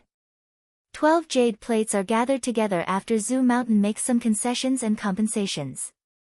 As the opening date of Bermuda is approaching, Yi Zhao suddenly proposes to hold a wedding with Baiji. Yi Zhao has a cold temperament. He has not been very close to Baiji in the past 100 years. At this time, he suddenly says that he wants to hold a wedding. Baiji is a little nervous, but she readily agrees after hearing that the wedding will invite all the famous orthodox schools and individual cultivators in the world of cultivation. In the beautiful spring, the wedding is held in the beautiful and lively Zhu Mountain. When Yi Zhao personally inserts the sword of bright snow into her hair, he swears by the devil inside that as long as his primordial spirit doesn't disappear, he will never betray Bai Qingxue. Baiji has been White Fairy for so many years. At that moment, she is so happy that she feels dizzy. She firmly believes that she is Bai Qingxue. Zhu Mountain is lively for 3 days before the wedding banquet ends. However, it is said that gathering vitality cultivators have disappeared one after another in the world of cultivation. Yi Zhao wants to check it, but the secret land of Bermuda is about to open. He can't wait for another 100 years. On the night of the wedding, thunder rumbles and lightning flashes in Zhu Mountain. Baiji waits for Yi Zhao in white. According to the tradition of Huaxia for thousands of years, white is forbidden in weddings. The shyness on Baiji's face condenses. Yi Zhao stares at her for a long time. The next moment, Baiji sees Yi Zhao smile for the first time. Mr. Wu Ye is cold in speech and heart. He is a famous cold-faced person in the world of cultivation. She has seen him smile before, but she thinks that the faint and almost imperceptible smile belongs to her school sister. Since she occupied the nest, it is the first time that Yi Zhao smiles at her. This smile is so sincere. The immortal like Yi Zhao is enough to make flowers bloom in Baiji's state of gathering vitality. However, the smile stops abruptly at the most intense moment. Baiji. Yi Zhao seems to have some evidence. He stares at her eyes with extreme certainty and adds, "Where did you take your school sister?" 1 second, she is still in spring. The next moment, a basin of cold water pours on Baiji's heart. School sister, I'm fine, of course, Bai Qingxue doesn't have a school sister, but Baiji does. Yi Zhao sees all her facial expressions at that moment. He is more and more sure of his guess. Baiji, tell me, what did you do to your school sister? Baiji wants to refute, but Yi Zhao never changes his mind. She thinks for a long time but doesn't know where she gave herself away. Yi Zhao gently spits out a name. It is the daughter of the elder of Zhu Mountain School who Baiji was good friends with.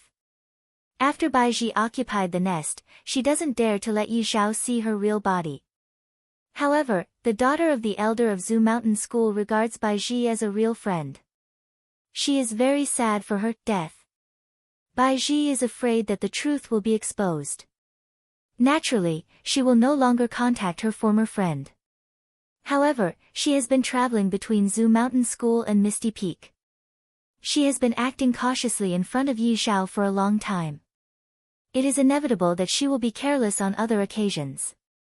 Her former friend has seen her inadvertent little tricks several times in a row. They are very similar to Baiji, who is said to have died in the Lost Land. Bai Ji feels guilty for occupying the dove's nest. Few people in Misty Peak mention Bai Ji. Everyone in the world of cultivation knows how much White Fairy loved her little school sister. Bai Ji died to save her, but she is not sad. The daughter of Elder Qiao never thinks that Bai Ji occupied the nest. She simply thinks that the death of Bai Ji has something to do with White Fairy. White Fairy is the only one who can find out the truth and get justice for her friend.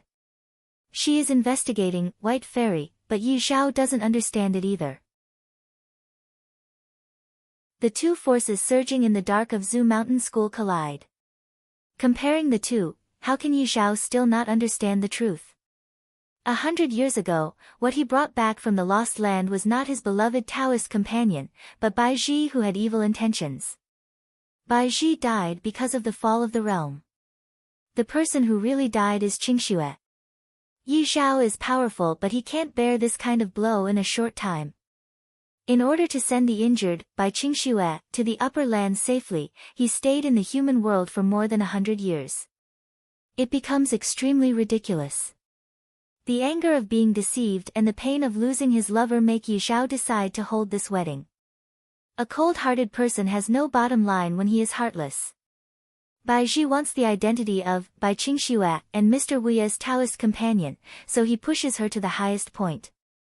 The wedding of the head of Zhu Mountain School in the world of cultivation invites guests from all over the world.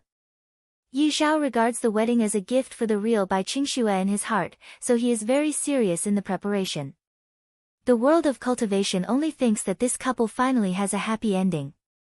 He also only thinks that the person beside him is Qingxue. After the wedding, Yi Xiao changes out of the red dress and reveals his true colors to Bai Ji in a white dress. The daytime is still the happiest moment for Bai Ji. The vanity of congratulating from all over the world pushes Bai Ji to the highest point of her life. However, he wants to pull her down from the highest point and make her fall into the mire. Yi Xiao's narration is calm, but Bai Ji feels cold after listening to it. Bai Ji has seen the strong contrast between Yi Xiao's indifference to others and his gentleness to White Fairy. When she belonged to the category of others, she hated his coldness. When she became the White Fairy, his indifference to others made her feel more proud of Yi Xiao's warmth. She never knows that in addition to indifference, Mr. Wuye can be cruel. He can kill a person without any bloodshed. He can completely destroy a person's heart. Yes, Yi Xiao is not only a genius in cultivation, but he can also be selected as the new head of Zhu Mountain School. If he doesn't have courage, how can he manage such a huge Zhu Mountain School? Yi Xiao's courage is that he can calmly give up the opportunity to ascend to immortality and take Bai Qingxue to the upper land. His courage can make him stay for his Taoist companion for 100 years because he is strong. This man looks cold but has a strong heart. Is he really not someone she can covet? But why can Bai Qingxue get him? Bai Ji can't suppress her crazy smile. School sister, I died 100 years ago. Yi Xiao, what's the use of inviting all the people in the world of cultivation to watch the wedding? School sister can't come back. The one holding the wedding with you is always me, Bai Ji. It's the expected answer. Yi Xiao doesn't get angry but smiles coldly. Bai Ji, don't you understand? I marry Bai Qingxue.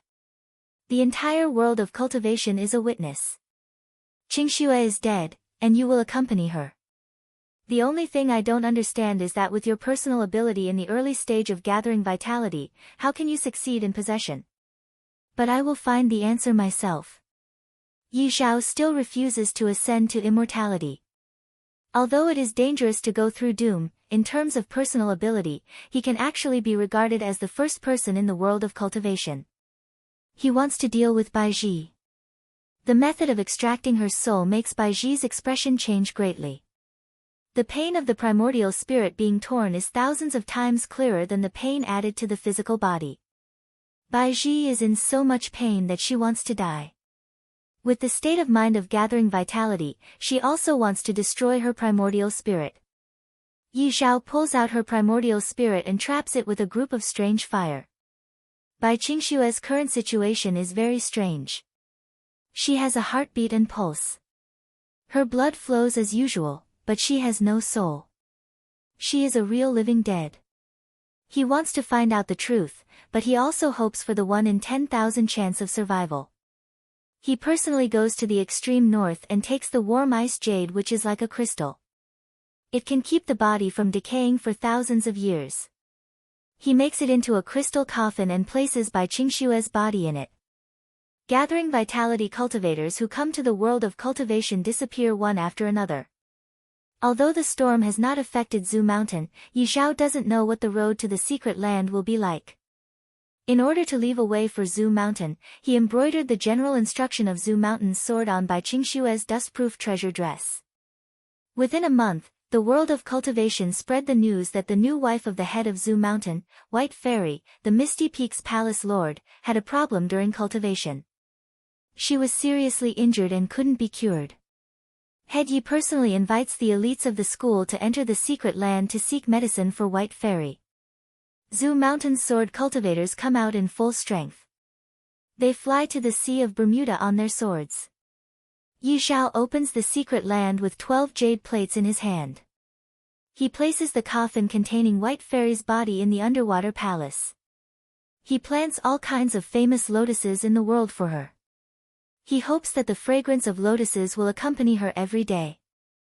One day, she may have a chance to wake up and see the best scenery at first sight. Yi Xiao surrounded Bai Zhi's primordial spirit with strange fire and also placed it in the underground mausoleum. He will not let Bai Zhi go easily. He also wants to find out the force behind Bai Zhi. Only in this way, he may have a chance to find Bai Qingshue's primordial spirit. Yi Xiao's arrangement is perfect. Except for Bai Qingxue and Zhu Mountain, no one can enter the underground palace. 2 wooden pixiu are the mausoleum guarding beasts he arranged. 12 jade plates are gathered. How can the snake monster not feel it? Not only it, but many grand monsters in the secret land were also alarmed. However, the power of Zhu Mountain made all the grand monsters whose strength was in a slump had to stay away. It was extremely difficult to snatch the jade plate from Yi Xiao. The snake monster has a lot of evil ideas. It probably guesses that these human chi trainers come out in large numbers for the primordial spirit that it shattered 100 years ago. This makes the snake monster very upset. It is just a human female cultivator. If it had known that she is so important, it would have caught her at that time. It is 1,000 times faster than playing games with Bai Zhi. However, time can't be reversed. The underground mausoleum where White Fairy's body is placed is a mausoleum guarding beast of the Taoist master Taoism of the human race. It can't get in, so it can only secretly follow Zhu Mountain with other powerful monsters. It runs through most of the lost land, hoping to find a chance to kill them. 1 month is about to pass. Yi Xiao is frightened by the monsters chasing closely behind him. He can't figure out who killed Bai Qingxue. Time waits for no man. He can only hope that Bai Qingshue's primordial spirit can return to her body one day. The unexpected event happened one afternoon. Swordsmen reacted one after another. They felt a huge pulling force affecting them. They even couldn't control their flying swords well. The force is huge, soft, but unquestionable. It is going to suck them into the sky. Yi Xiao is secretly shocked. He remembers the crazy disappearance of gathering vitality cultivators in the world of personal ability. He doesn't know the relationship between the two. A colorful halo appears in the sky, and the space crack suddenly appears. Even the monsters following far away are shocked. Zhu Mountain immortals of sword resist this huge force one after another. The flying swords are gradually broken. However, they are sucked into the crack under Yi Xiao's eyes and disappear. Yi Xiao's personal ability is the highest. He can barely compete with the suction. In a hurry, he only has time to grab the nearest Zhu Mountain disciple next to him. Before he can do any rescue action, Yi Xiao's expression has changed greatly. Competing with the huge force reveals his true strength. The divinization doom he has delayed for a long time comes without any warning. He forces himself to calm down. Before the monsters come up to grab the jade plates because they are afraid of heaven's doom, he gives all the 12 jade plates to the surviving Zoo Mountain disciple. He only has time to say, "Underwater mausoleum," and then he is kicked out of Secret Land. The Zoo Mountain disciple leaves with the jade plates. Mr. Wuye becomes the first cultivator to cross the divinization doom in Secret Land. All the monsters are stunned. Did he cross the doom?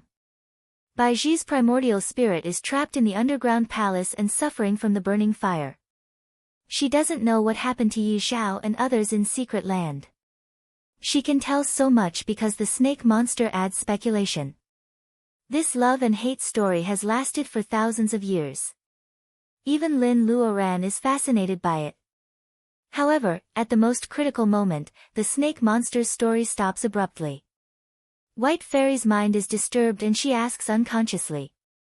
Time is the best way to cover up the truth. The whole thing is complicated. It can be regarded as a 1,000-year puzzle of the world of cultivation. If it weren't for the narration of the two people involved, White Fairy would never know the truth in her life. She once suspected that her Taoist partner betrayed her. When she met the Sword Tomb, she was worried that Yi Xiao would have an accident. Suddenly, she heard that Yi Xiao had the divinization doom at that time. White Fairy's heart even ignites hope. Her desire for Yi Xiao's whereabouts even makes her temporarily forget that the enemy who caused her to end up today is in front of her. What she wants to know most is whether Yi Xiao succeeded in crossing the doom that day. The snake monster laughs proudly. Obviously, it doesn't want to tell White Fairy what happened next. Baiji says bitterly, Yi Xiao was meticulous, but he didn't expect that he harmed the swordsman of Zoo Mountain School. He also faced the divinization doom and didn't know whether he could survive or not. It's ridiculous that he still took the trouble to build this extremely solid crystal coffin that can only be exited but not entered. As expected, your primordial spirit came. However, you can't leave this mausoleum today. So, you contacted the double-headed snake. It should be more than 300 years ago when Guanjing and I opened the mausoleum on our own, right? Lin Luoran sighs. Baiji laughs happily. People who think they are smart are always divided into groups. Bai Qingxue also asked you to temporarily seal the wooden pixiu, didn't she? Thanks to you guys, I can get out of the confinement of the crystal coffin. Bai Qingxue, the wooden pixiu is indeed set up for me, but it is to guard against me. You are too smart for your own good. You finally taste the taste of failure. No, you completely lost more than 1,000 years ago.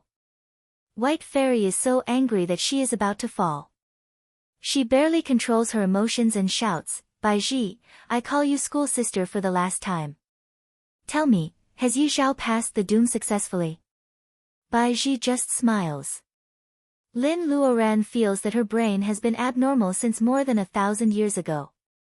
Lin Luoran doesn't place any hope on her. Instead, she looks at the snake monster. You waited so long just to let us know the truth. The snake monster smiles mysteriously. Shoo, don't worry. It should be here soon.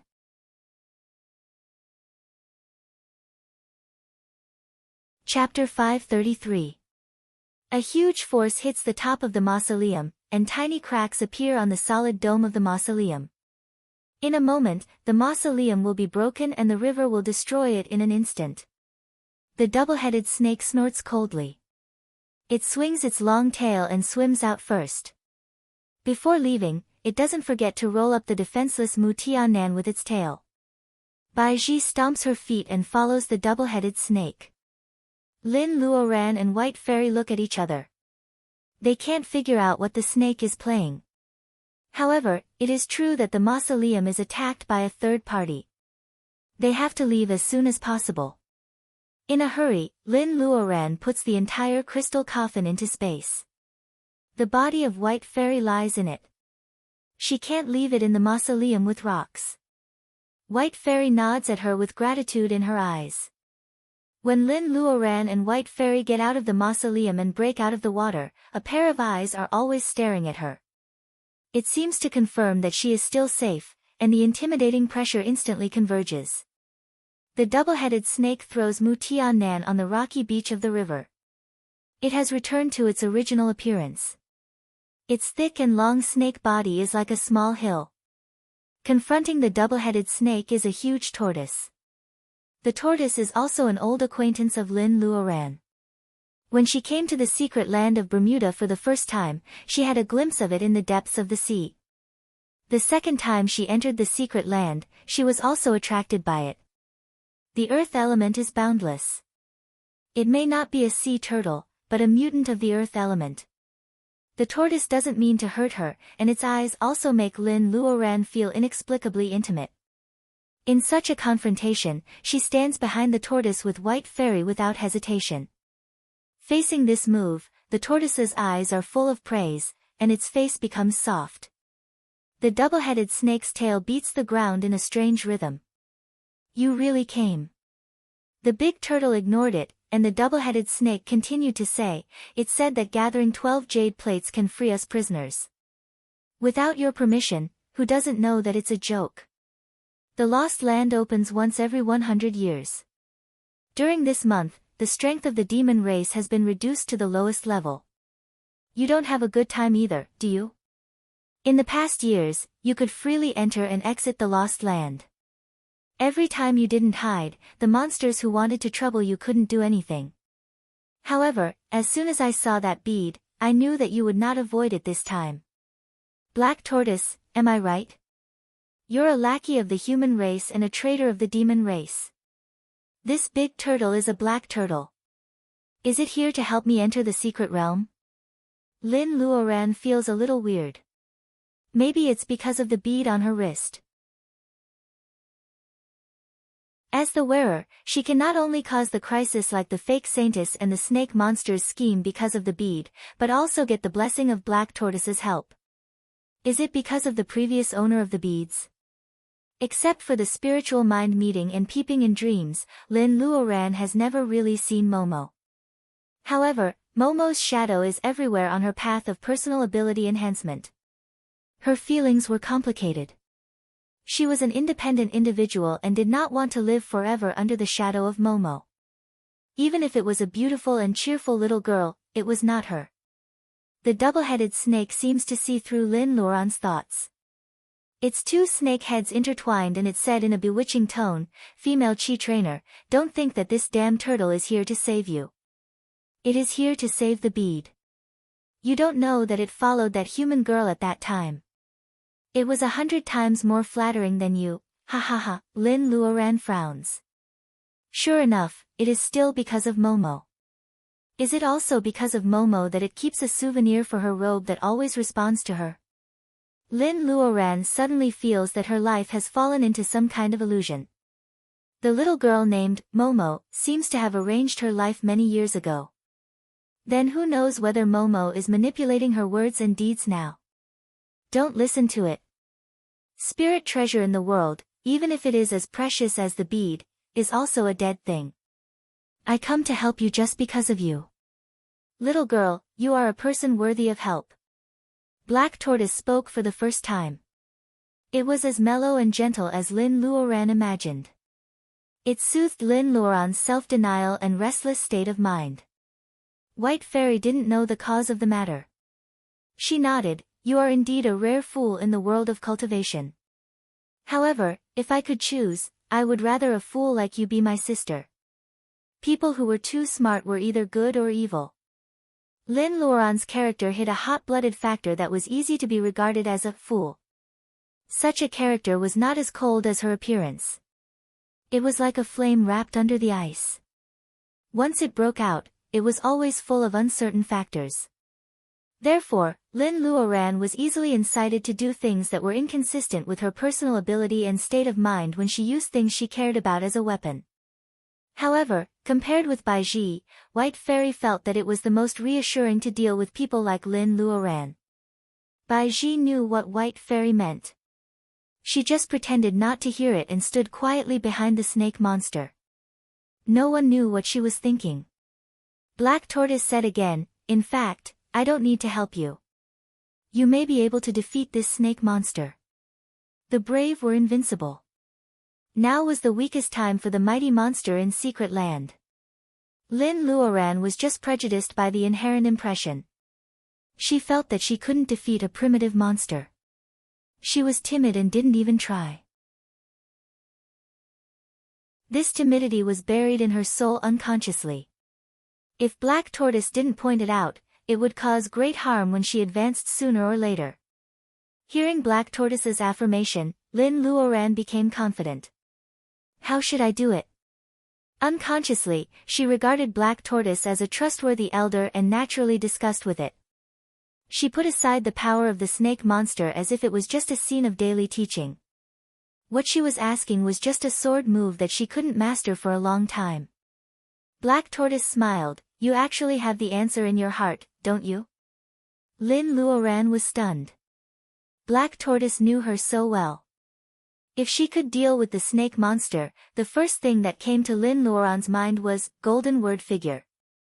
In addition to the golden word figure that could change the color of heaven and earth, she couldn't think of anything else that could be the nemesis of primitive monsters. Lin Luoran had closed her eyes. The blatant contempt made the snake monster angry. When the snake had attacked, Black Tortoise waited for it to get close. Then it opened its mouth and spat out a black and yellow air, forcing the snake monster to dodge awkwardly. The snake monster was shocked this time. Even though Black Tortoise's strength would be weakened like them in this month, its strength was still above all monsters. How could it be possible? It remembered that Black Tortoise's talent was not so good at that time and its bloodline was not pure. Was it just because it served the man in a linen robe with a vague face? The snake monster was so angry that it gritted its teeth and looked ferocious. The fact was obvious. Since Black Tortoise could defeat it and let it talk so much nonsense, it was obvious that Black Tortoise was also delaying time like it did before. The snake monster delayed time before in order to lure Black Tortoise out. It calculated that it cared about something and couldn't let loose. Black Tortoise was delaying time at this time. There was only one answer, it was waiting for this female chi trainer of the human race to grow up.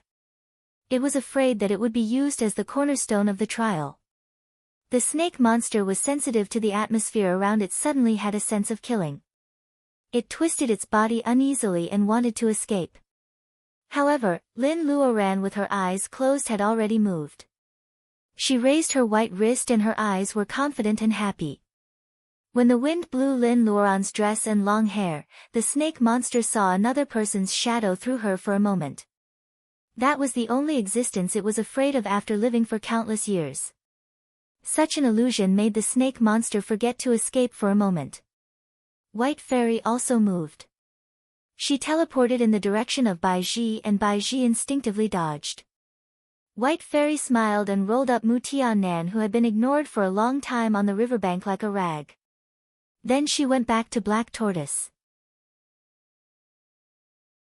The undisguised mockery in White Fairy's eyes made Bai Ji suffocated. She and Bai Ji had a lot of time to settle scores. At this time, she wanted to make sure that Lin Luoran could focus on the battle. Since Mu Tiannan was Lin Luoran's old friend, White Fairy couldn't let him go. Lin Luoran was threatened by the snake monster. Mu Tiannan had to stay with them. I need fire. Lin Luoran murmured. While talking about her needs, her fingers seemed to play some kind of music in the void. She drew lines with a beautiful frequency of freehand brushwork.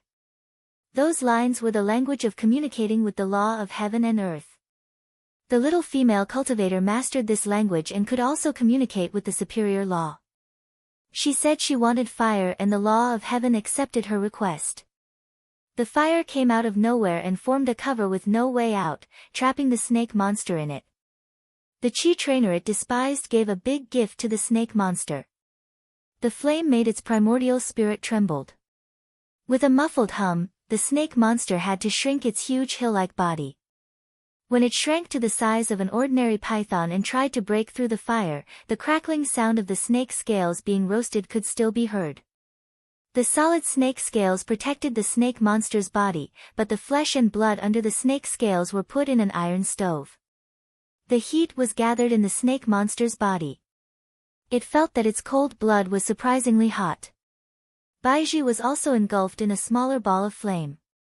Unlike the torture of the snake monster, Lin Luoran just directed the flame to trap her. It seemed that she wanted to let White Fairy deal with her. The sudden appearance of the flame was so miraculous that other than targeting the snake demon and Baiji, the lush green grass under the flame did not suffer the slightest damage. Lin Luoran was also a little surprised to see that she trapped the snake monster as she wished. If she wanted to refine this primitive monster with only the flame, 1 month was not enough. She didn't know what to do next for a while. What else do you need? Black Tortoise tempted her at the most appropriate time. Lin Luoran's heart skipped a beat. Monsters were afraid of fire for a long time. Ancient humans slept in the open air and lit bonfires to deter monsters. However, for monsters, fire was only deterrence and torture. What they were really afraid of was the punishment from the Tao of nature. Lin Luoran understood, I still need thunder. What she needed was the thunder doom of heaven and earth. Lin Luoran's fingertips moved again.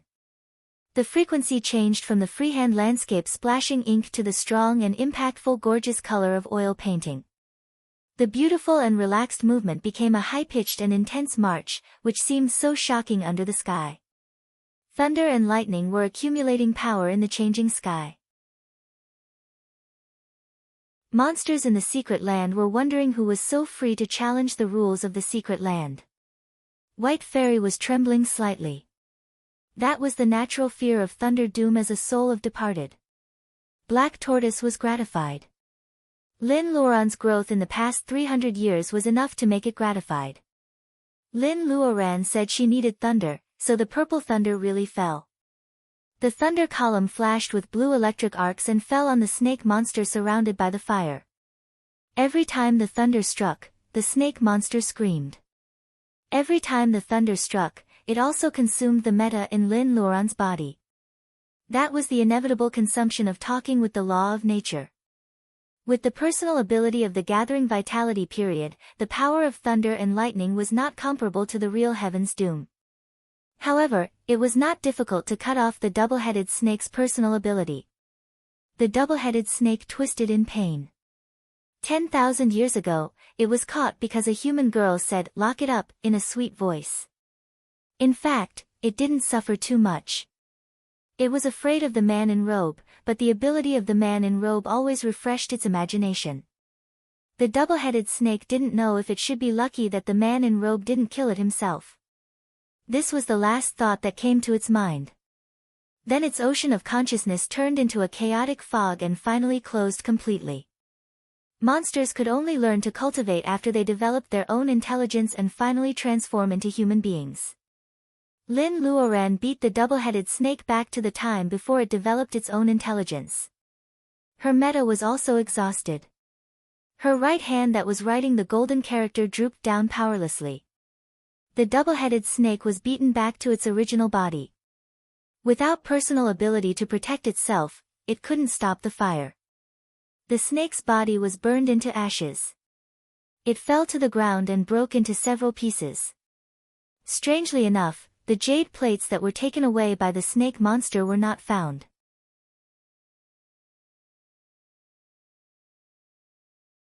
Chapter 534. Black Tortoise swallows Baiji's primordial spirit, which is trying to escape. It then carries the tired Lin Luoran on its back. Seeing that White Fairy is a little hesitant, the old tortoise generously asks her to come up. White Fairy is not pretentious and takes the half-dead Mu Tian-nan with her. In fact, Black Tortoise doesn't like Mu Tian-nan, who is half demon and half monster. However, it reluctantly takes him along for the sake of Lin Luoran. Lin Luoran lies on the broad back of the tortoise and slowly recovers her meta. Black Tortoise rides the waves of the river at a speed that looks slow but is actually fast and stable. After swimming along the river for a while, Black Tortoise climbs ashore.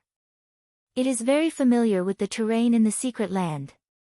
With the speed of Black Tortoise, it soon comes to the miasma-filled pool of the snake monster's nest without taking detours. Lin Luoran immediately understands that Black Tortoise is here to find the jade plate taken by the snake monster.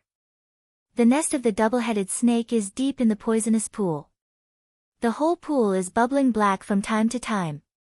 The slightly boiling water exudes a foul smell. People will feel dizzy if they stay on the shore for a long time, let alone looking for the jade plate in the cold pool. The poisonous miasma is only on the surface. No one knows what is hidden under the water. After all, this is the nest of the double-headed snake. White Fairy volunteers as a soul of departed. Lynn Luoran's meta hasn't recovered yet, so she nods and agrees. Even Black Tortoise almost secretly agrees. It naturally doesn't want a group of people around Lynn Luoran who only know how to enjoy convenience without making any contribution. White Fairy looks no different from a real person, but her actual body is composed of energy. It is a better choice for her to go into the water. After waiting for a quarter of an hour, White Fairy still doesn't come back. Lynn Luoran is a little worried. She recovers some strength, but she doesn't feel good looking at Mu Tiannan's half-dead appearance. Especially his broken hand, which is bleeding all the time. Lynn Luoran doesn't know where so much blood comes from. After thinking about it, she pulls out a ginseng from the space. After washing it, she cuts it into pieces and puts it into Mu Tiannan's mouth. The bitter ginseng liquid goes down Mu Tiannan's esophagus. The coldness caused by the blood poison is beaten back by the rising warmth. He has some strength and opens his eyes reluctantly. What he sees is Lin Luoran's face. Mu Tiannan's lifeless eyes brighten a lot. Seeing that Mu Tiannan is awake, Lin Luoran refines the whole ginseng into liquid medicine with bolus fire and feeds it to him. After a while, Mu Tiannan is able to stand up. Maybe it is because of the ginseng liquid or because of Lin Luoran's care, Mu Tiannan is able to stand up. However, the first thing Mu Tiannan does after regaining his mobility makes Lin Luoran frown. A sharp nail popped out of the index finger of his undamaged hand, flashing with a sharp cold light. Then, he used the nail to cut across his injured arm, revealing a blood-stained jade tablet. This is the last jade plate that the snake monster can't find. In a hurry, Mu Tiannan hides it in his broken arm and wraps it with flesh and blood to avoid the snake monster's search. Seeing Mu Tiannan wiping the blood-stained jade pendant with one hand on his ragged clothes, Lin Luoran suddenly feels suffocated when she remembers the calm and unrestrained playboy she met for the first time. This is a very strange emotion. Lin Luoran feels that it is more than pity and sympathy. I didn't mean to hurt you on the sea. I couldn't help it. Don't blame me. Mu Tiannan feels that the jade plate is clean enough, so he hands it to Lin Luoran. He explains in a low voice, but he doesn't seem to be very confident. Lin Luoran is not familiar with such a careful, guilty and flattering Master Mu. She has to change the topic, I know. Let's check your wound first. Mu Tiannan's wound is very troublesome and difficult to deal with. Lin Luoran finds that the red threads that blend with the bone and blood are destroying Mu Tiannan's vitality in an extremely overbearing and insidious way. Lin Luoran intercepts several blood vessels in his broken arm with her meta, but she can only stop the bleeding. She can't cure the symptoms for the time being. She wants to ask him what happened to him, but the poison pool has already moved. White Fairy breaks out of the water and returns. Lin Luoran doesn't know what happened to her in the pool. Her spiritual body seems a little dim. She puts 11 jade plates on the ground, along with 2 weird red fruits. She says with some regret, there is a trap underwater. It's a pity that I only got the jade plates and 2 fruits back in a hurry. It seems that the snake monster's collection is rich enough that even White Fairy is a little tempted. However, Lin Luoran doesn't care about this. After putting away the jade plates, she looks at the 2 fruits. The cold and weird red reminds Lin Luoran of the cold eyes of the double-headed snake. Monsters like to choose a certain spirit plant to guard and enjoy the ripe fruit. Monsters are no exception. Thinking that these red fruits are probably the kind that the snake monster once gave to Bai Ji to help her possess, not only White Fairy, but also Lin Luoran feels a little disgusted. Just when Lin Luoran doesn't know what to do with the 2 red fruits that White Fairy snatched back, Black Tortoise, who has been watching, says, let him eat it. It can control the blood poison. Of course, it refers to Mu Tiannan. Lin Luoran feeds him a red fruit as it says. Mu Tiannan's face is distorted in pain as if he has eaten poison. However, his broken arm miraculously stops bleeding. Lin Luoran asks Black Tortoise what the blood poison is. Black Tortoise is not very patient with Mu Tiannan's question, so it only asks Lin Luoran to ask Mu Tiannan. Things are too complicated to explain. Mu Tiannan is not ready to confess everything. Lin Luoran puts this doubt aside for the time being. Black Tortoise doesn't know where to take them, so it asks White Fairy to come up quickly. White Fairy is a little hesitant. Although she has regrets in her heart, she doesn't dare to act rashly in front of this mysterious Black Tortoise. She obediently gets on the back of the tortoise. Lin Luoran sees through White Fairy's worries. She coughs twice. Senior, do you know that the first cultivator who went through the divinization doom in the Lost Land succeeded? Black Tortoise does know, but it doesn't answer immediately. Instead, it changes the topic. If you do one thing for me, I will tell you. Isn't it just a little cultivator going through the divinization doom? What it wants to tell her is far more than that. Lin Luoran can't figure out what she can do for Black Tortoise. However, from the first time she saw Black Tortoise, she never doubted that it would harm her.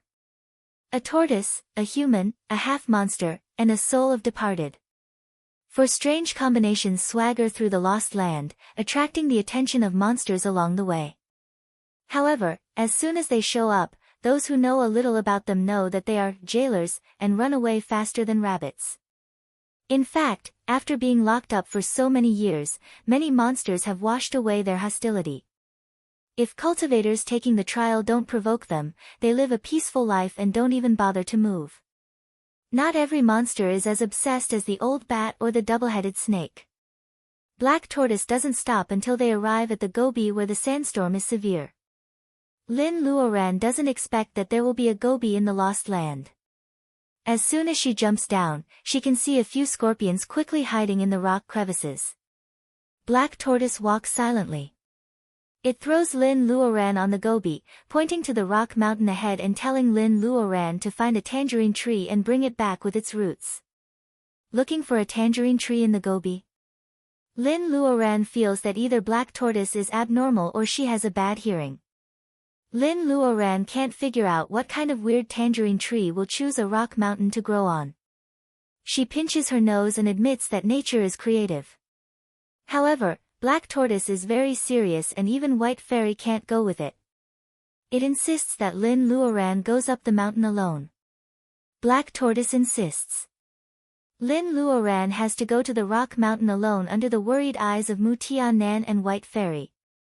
Lin Luoran's figure shrinks into a small dot in the sky. Without Lin Luoran to change the atmosphere, White Fairy and Mu Tiannan get down from the tortoise's back and wait quietly in the Gobi. Until the black dot, representing Lin Luoran, suddenly disappears, Black Tortoise suddenly says, "You don't deserve her." Both White Fairy and Mu Tiannan are stunned. It doesn't make sense, but both of them understand. The former has a similar experience. The head of Zhu Mountain School just thinks that she doesn't deserve Yi Zhao. After so many years, the two finally get together. However, they end up like this because of a series of mistakes and conspiracies. Mu Tiannan is no stranger to this. Yes, he knew that he didn't deserve her a long time ago. Because she is the mainstay of the cultivation world of Huaxia. He is an ordinary person without the Taoist root who will die of old age. After hundreds of years, he still doesn't deserve her. She gathered vitality and became the god of faith of the Earth Federation. This is the most obvious side. He colluded with monsters. He is a half-monster and half-demon. He can only hide in the dark and plot. He is stained with darkness that can't be washed away. Mu Tiannan suddenly feels a little bleak. His love came suddenly many years ago. Lin Luoran just patted him, but somehow it sprouted and took root in his heart. It has become an obsession for many years. Those hypocritical literati in the new era say that the depth of love is not how good she is to you, but how much you have done for her. Mu Tiannan has never gotten a response. However, year after year, he is possessed by the devil of love. Seeing that he is silent, Black Tortoise seems to be in a better mood. It continues to say, in your case, even if she has a way to build the Taoist route, it is not suitable for you. As a half-monster and half-demon, you will either be possessed by the devil or be rejected by the world. You'd better give up as soon as possible. Black Tortoise's words are reasonable. Even though Mu Tiannan wants to refute it, he has no confidence because it is just his unrequited love. He can't say anything. He can only tightly purse his lips and say nothing. There is still blood on his face. The setting sun of the Gobi Desert makes Mu Tiannan look cold and indescribable at this moment. Together with his broken arm, he forms a strange and breathtaking beauty. White Fairy says lightly, no matter what Linny thinks, an outsider has no right to interfere. Although these words are short, they are obviously helping Mu Tiannan. Black Tortoise smiles and doesn't make any more comments. When the horizon of the Gobi Desert swallows the last light of the setting sun, Lin Luoran wobbles to the foot of the mountain. Because she doesn't know what she will face, she accelerates to restore meta all the way. Besides, she doesn't relax on the way to the Gobi Desert. The Reiki in the Lost Land is rich, so 80% of her meta has been restored. Standing at the foot of the mountain, Lin Luoran is confident. She goes straight up the mountain on her sword. Her eyesight is good enough to see at night. This rocky mountain is very barren and the field of vision is extremely wide. Lin Luoran flies all over the mountain in a short time. Unexpectedly, the orange tree that Black Tortoise asked her to find is very easy to find. The other side of the rocky mountain is very steep. A huge nest made of firewood is next to a dead big tree root. A golden orange tree grows next to the nest. The abundant gold Reiki makes Lin Luoran's heart beat faster. Plants are woody and nature's power is unpredictable. However, there are very few spirit plants of the gold series because the sharpness of gold will hurt the vitality of plants. This is the first time that Lin Luoran has found such a pure variant of the gold series. How can there be no spirit beast to guard such a variant? Lin Luoran is alert and narrowly avoids the sharp blade behind her.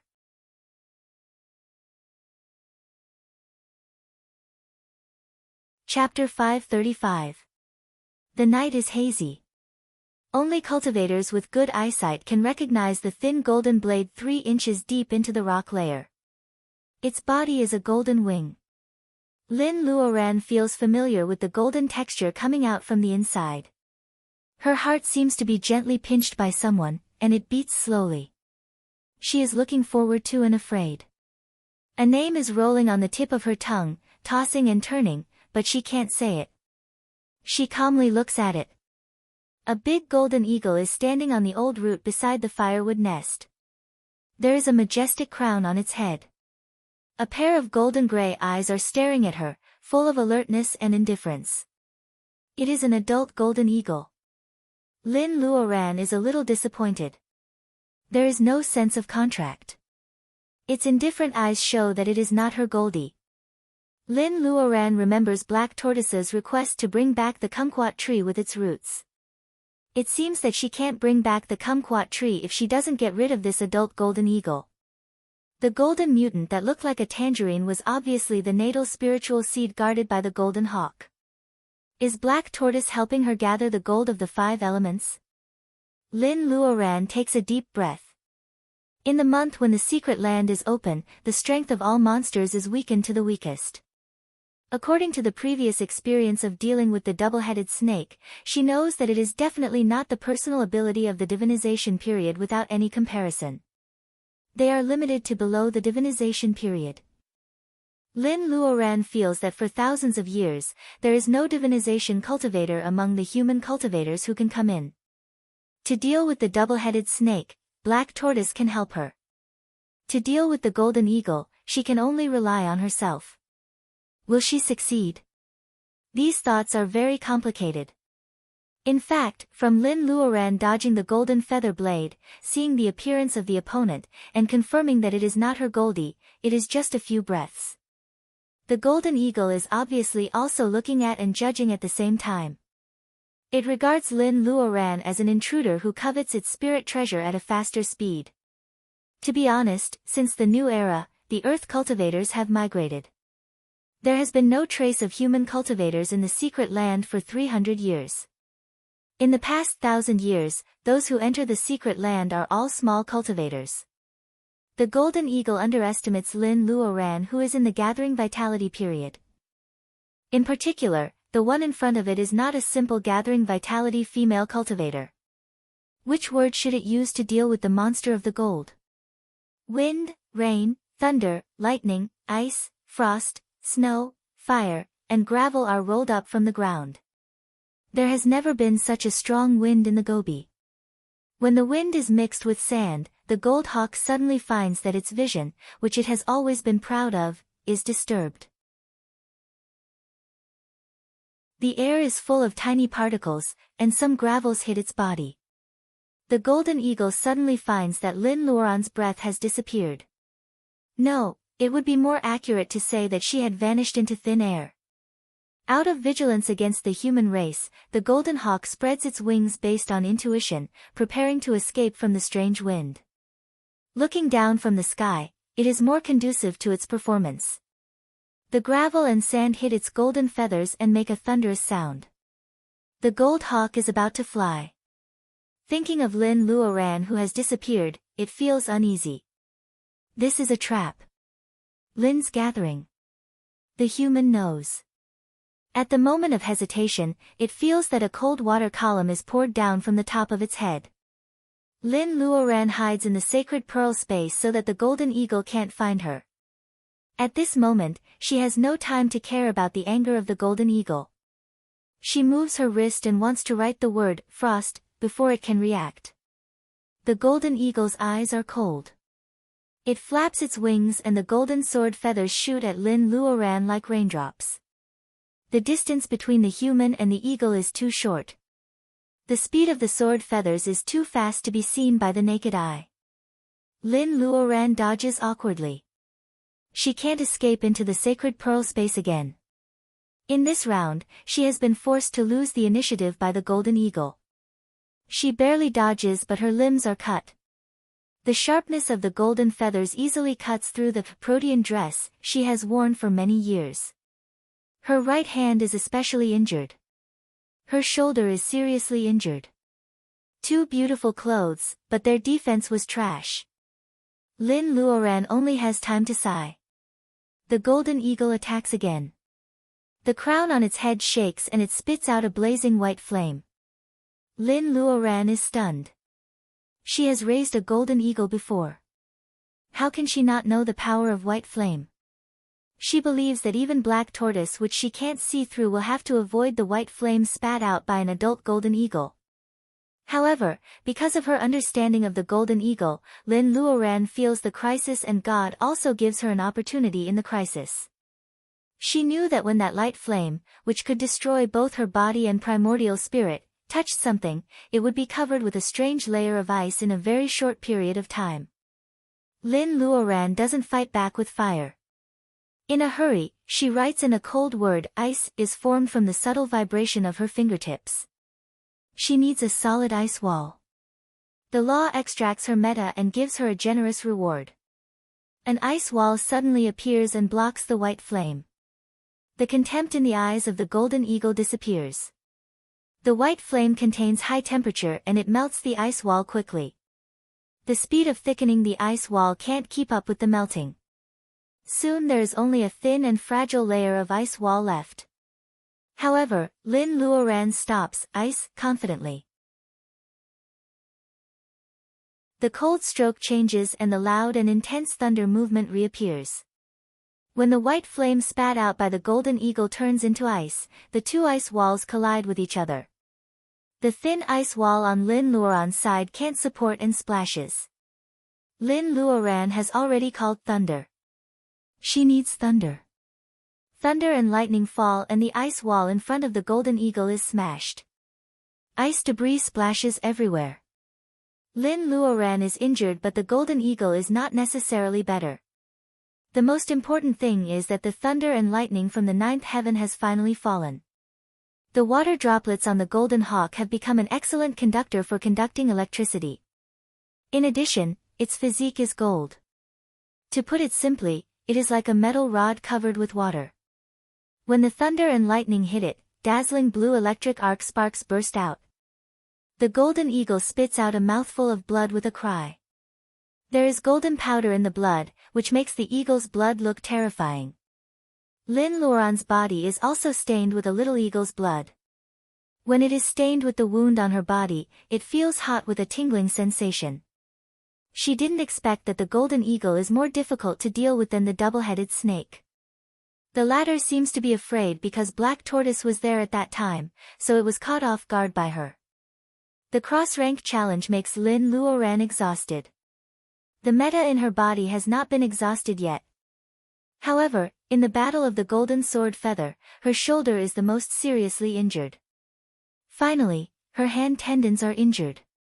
After barely writing the word, thunder, she has no strength and can no longer attack. The golden eagle is also exhausted by an electric shock. One person and one eagle land on both sides of the firewood carving nest. Coincidentally, Lin Luoran is the closest to the golden orange tree. As long as she struggles to raise her hand and smear the blood of the golden eagle on the orange tree, the law of space will work. It will automatically absorb the soul of Jinling eagle into space, just like absorbing the wood wolf. When she transplants it into the golden orange tree, the space will be filled with the gold of the 5 elements. If there is no such a hearty fight, if it is not the golden eagle that can't move in front of her, if it is before the appearance of Black Tortoise, when she thinks the monsters in the secret land are all heinous, she will not hesitate to absorb the soul of the golden eagle at this moment. However, the wood wolf was the one who attacked her first. The pain of soul stripping is still vivid in her mind. However, the golden eagle is the one who takes the initiative to come to her. Such a monster must have developed intelligence early. It is also a meticulous work of nature. Just because she needs it, does it have to sacrifice its life for her? The crown on the head of the golden eagle is a little scorched by the thunder. It seems to understand that its death is inevitable. It stares at Lin Luoran for a long time and suddenly says coldly, "Treat it well." Treat who well? Lin Luoran suddenly raises her head. She has an intuition in her heart. Is the golden eagle is talking about Goldie? It is Goldie's blood relative. Lin Luoran feels confused. It is hard to imagine how to face Goldie in the future. The golden eagle sneers, although the personal ability is too poor, its temper is not bad. You don't have to worry about it. The old tortoise has talked to me long ago. Such an ending is a good one for a wicked monster like me. The rise and fall of Tao of nature and the accumulation of merits and virtues actually don't move it. However, as a father, the old tortoise said that the gathering of the 5 elements is a blessing for its descendants, that is its only bloodline inheritance in this world. The golden eagle family has been silent for too long. It really needs a strong guarantee so that its family and its bloodline can get rid of the shackles of this lost land and fly to a wider and wider world for it to see the spiritual world above the mortal world, the new immortal world above the spiritual world, and whether there is a real heaven beyond the immortal world that can live as long as the sky and be free and unfettered. It is imprisoned in this lost land, unable to advance and lonely for thousands of years. Maybe death is the real relief. According to Black Tortoise, its death will allow it to transcend life and death in another way and achieve Tao. Lin Luoran will believe the old tortoise for the time being. The golden eagle shakily stands up straight and carefully combs its feathers. It seems to be very dissatisfied with the discolored crown. When it barely recovers 70 to 80% of its majestic appearance, there is a flash of golden light. A golden bead the size of a pigeon egg is spat out from its mouth. That is not monster bolus. Goldie will refuse to use such a bloody thing even if it is given to it. This is just the energy condensed by its thick gold energy. As soon as Lin Luoran sees its action, she knows that the golden eagle actually wins this fierce battle. With her current strength, even if she uses the golden word figure, she is no match for it. At this time, she understands something once it is explained. Xiao Jin is good at speed. Even if the gold hawk is no match for the golden word figure, it can still avoid the attack when she is riding the figure. However, the golden eagle doesn't dodge. Its life and death seem to have reached an agreement with Black Tortoise. This fierce battle with her was nothing more than a trial, even though it knew it was going to die. Just like when Black Tortoise helped her to deal with the double-headed snake. Black Tortoise is creating opportunities for her to fight and learn from the mighty. The golden eagle throws the gold energy bead beside Lin Luoran and closes its eyes without any attachment. After a long time, a miniature shadow of a golden eagle appears on its head.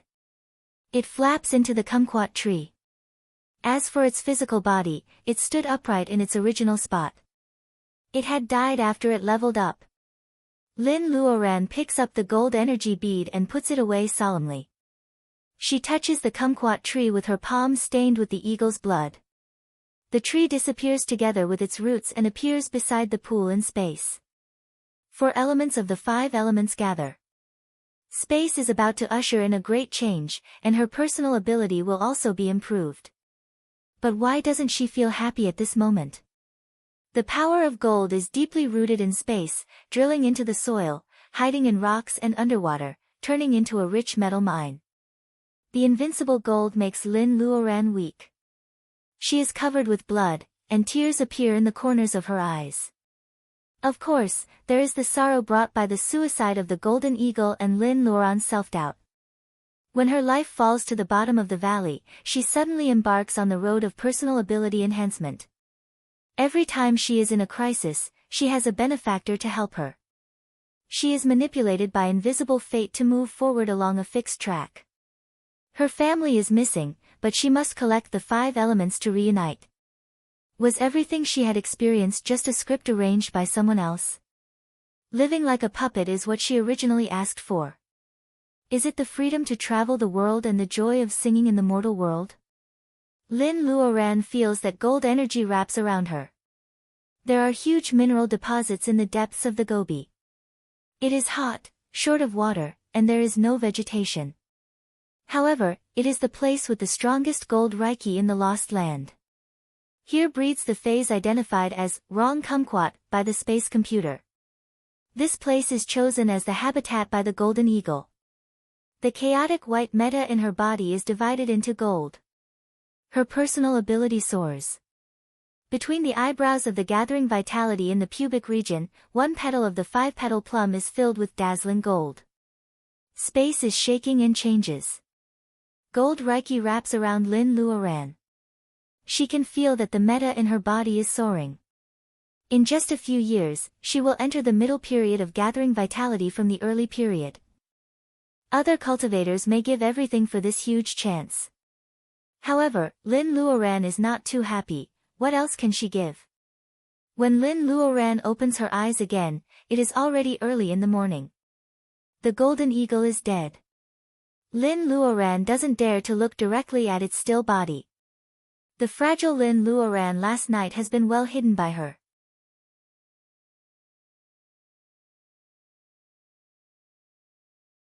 Chapter 536. Mu Tianan and White Fairy are still worried when Lin Luoran is fighting with the Golden Hawk.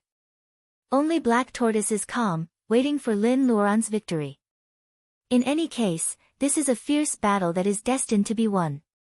Black Tortoise still hopes that the Golden Hawk can hold back a little, which means that Lin Luoran is already a qualified gathering vitality cultivator. The Gobi is once again bathed in the glow of the morning sun. At this time, the temperature is suitable. Gobi animals take advantage of the low temperature to go out of their caves to look for food. This is the best morning. At the foot of the distant rocky mountain, a beautiful woman slowly comes. With just a few ups and downs, she seems to be gliding on the Gobi. The long distance shrinks into inches under her feet. As she gets closer, people can see that she is covered with dried blood. Obviously, she was seriously injured last night. In contrast to her dejected appearance, her face was full of vigor. Gold Reiki swarmed in last night, which made her break through the early gathering vitality period and officially become a cultivator in the middle gathering vitality period. The advancement comes from the support of the gold Reiki swarmed in the Gobi and the great change of space. In the past, Lin Luoran must do closed-door training to stabilize the realm if she breaks through by external objects. However, she is not in the mood at this time.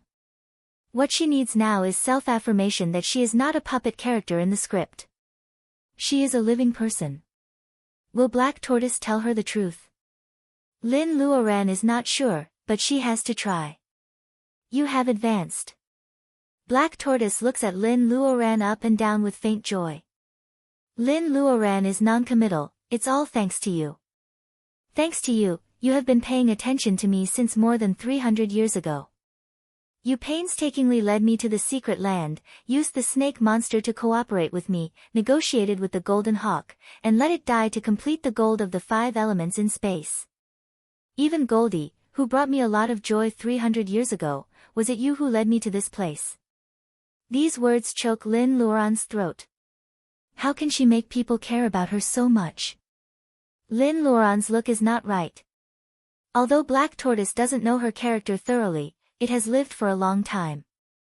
Even a stone will become a spirit, let alone it. It readily admitted its arrangement, you don't have to worry about the golden hawk. For it, entering the space to make up for the gold of the 5 elements is the only chance to get rid of the confinement. In the future, it will also have great luck. Haven't you always wanted to find your family? The 5 elements are not complete, and Tong Tian Tower cannot be opened, where will you get the chance? Lin Luoran doesn't react much when she hears about her family. In the past, she could do anything to find her family and friends. After experiencing all this, the fog that always shrouded in front of her made her wonder whether the disappearance of the Lin family was also arranged. Just to provoke her to gather the 5 elements.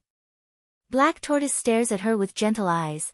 Are you thinking that the disappearance of your parents and your friends was also arranged like the soul of the golden hawk entering space? Lin Luoran hesitates for a moment and nods again. Even if she doesn't admit it, Black Tortoise will still see through her thoughts. Since she has decided to ask clearly, she has to be honest. Unexpectedly, Black Tortoise nodded. In a sense, it is indeed because of me that they can open the Tower of Babel and find the correct transmission coordinates. Lin Luoran's heart fluctuates slightly. Black Tortoise's acknowledgement is the first time she gets a positive answer since she was separated from her family. There are too many messages left by the crazy Taoist. They are short and mysterious, but Black Tortoise mentions a key word, transmission coordinates. Even if she has the star atlas, only the transmission coordinates are really related to the whereabouts of the Lin family and her friends in the world of cultivation. Black Tortoise ignores her excited look and says, but if you think that the disappearance of your family is to motivate you to gather the 5 elements deliberately because of this, you are very wrong. Think about it carefully. Why are you separated from your family? It's just that you have an obsession in your heart. You can't see through the illusions of the mortal world. You try to make your mother never separate from you as a mortal, so you decide to go to Mount Penglai. There is a warning in the records of Huaxia that 1 day in heaven is 1 year on earth. You enter the Penglai immortal world as a cultivator who has not proved the Tao. You should have been prepared. As for the invasion of the Alien Alliance, you probably don't know the fuse, do you? Because of the invitation of the Zhu Mountain disciples and your own curiosity, you rashly went to the Kalahari Desert. Of course, your friends slept for 100 years and forgot everything. More importantly, you were not careful enough when dealing with the alien consciousness body. Her consciousness attached to the Jade Star Atlas sent out the news about the Earth. The Alpha Alliance was the first to intercept this news. This is an important reason why the Alien Alliance suddenly attacked. When you returned from Penglai, the Earth had already become a scorched land. You decided to open the Tower of Babel again. Of course, you must gather the 5 elements. Killing other monsters is your life, and so is Gold Hawk. Why not kill a monster with a higher personal ability? You think that every word and every move is arranged and ordered by someone, but who can control your thoughts? Once many causes are planted unconsciously, one day you will reap the fruit by yourself.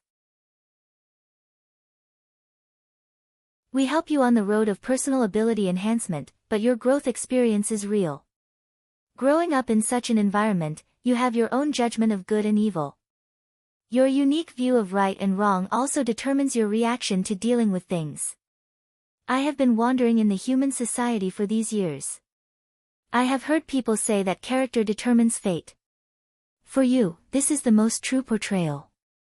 No one forces you to go to Penglai, to the Kalahari Desert, or to gather the 5 elements of space. You see, these are all your choices. Who can arrange whose fate? Black Tortoise finishes slowly and Lin Luoran's face is as pale as paper. Since she came back from the Penglai immortal world, she has always regarded herself as a victim. It is painful for her to be separated from her relatives, but what about those countries, families, and nationalities that completely disappeared in the interstellar war? She rebuilt the faith of the Earthlings and thought she was righteous. However, she never thought that the Earth destroyed by artillery fire might be the cause she planted. Lin Luoran feels that she is like a small leaf flowing and undulating with the water. She has never had such a feeling of being doomed eternally. Black Tortoise says everything, which makes Lin Luoran's primordial spirit unstable.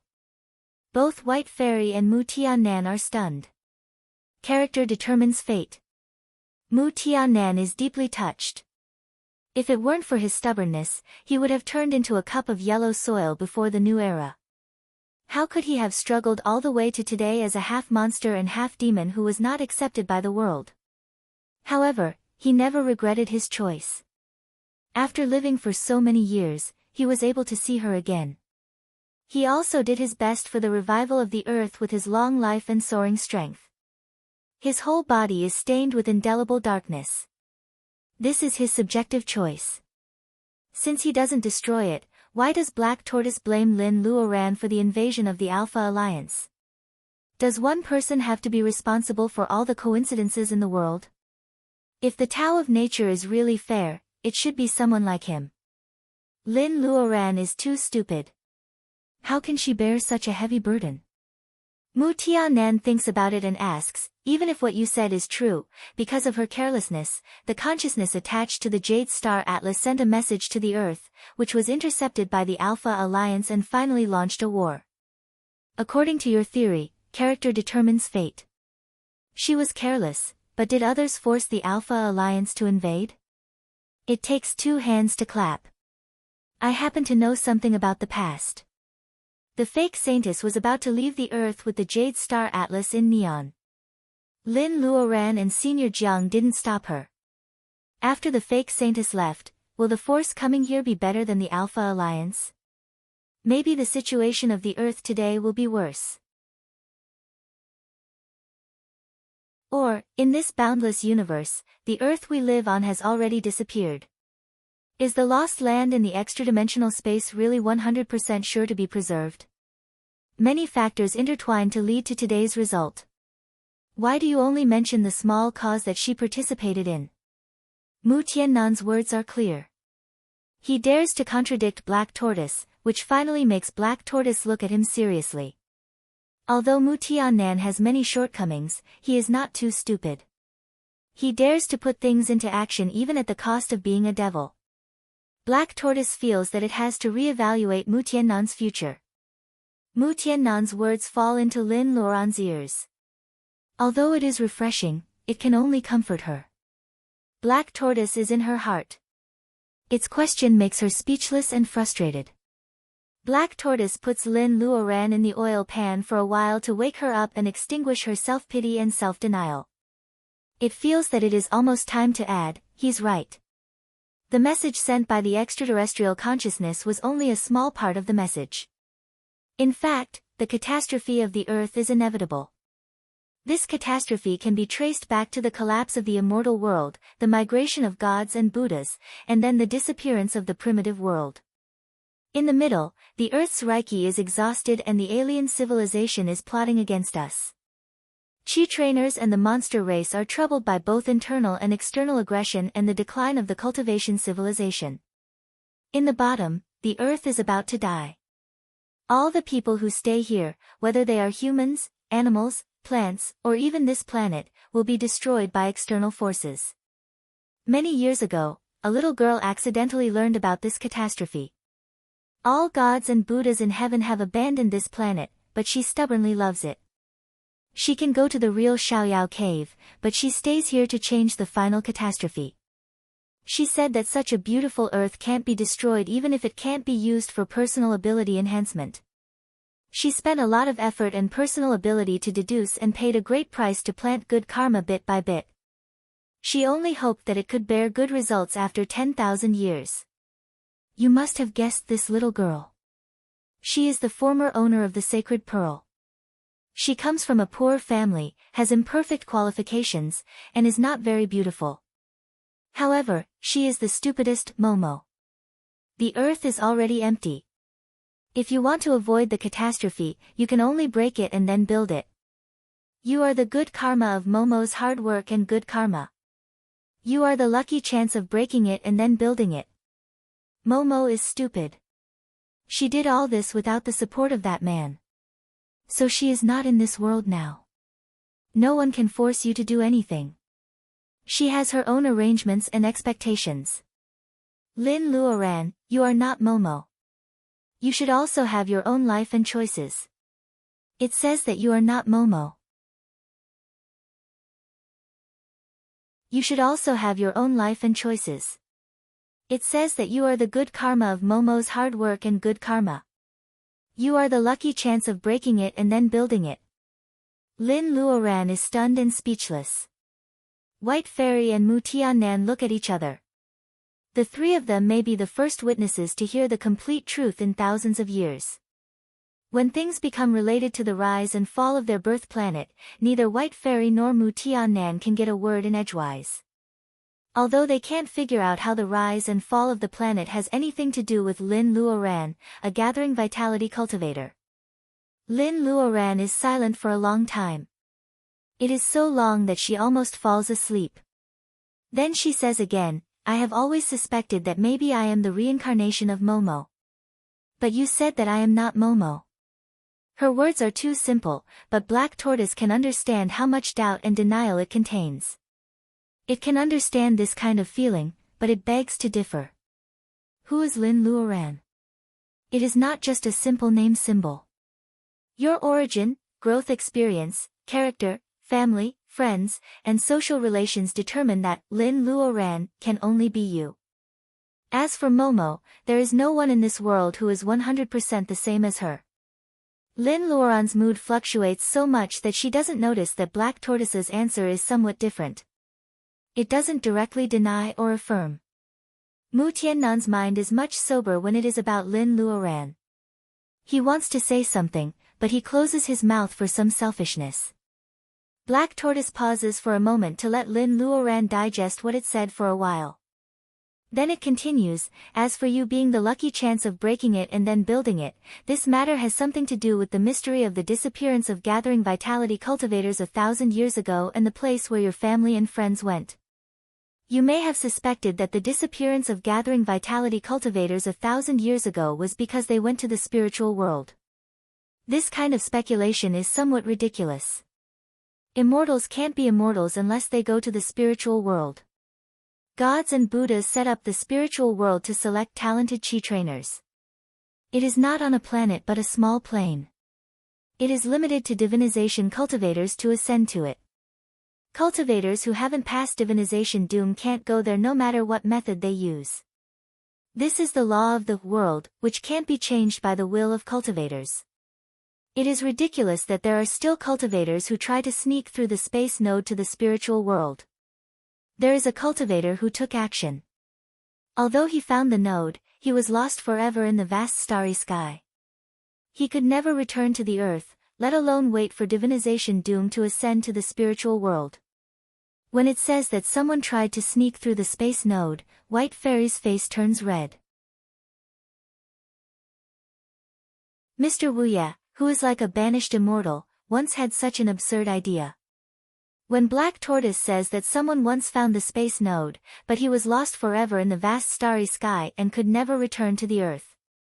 White Fairy and Lin Luoran look at each other. They both think of the remains of Danling Taoist they saw on the wild planet. It turns out that Danling Taoist didn't succeed in divinization.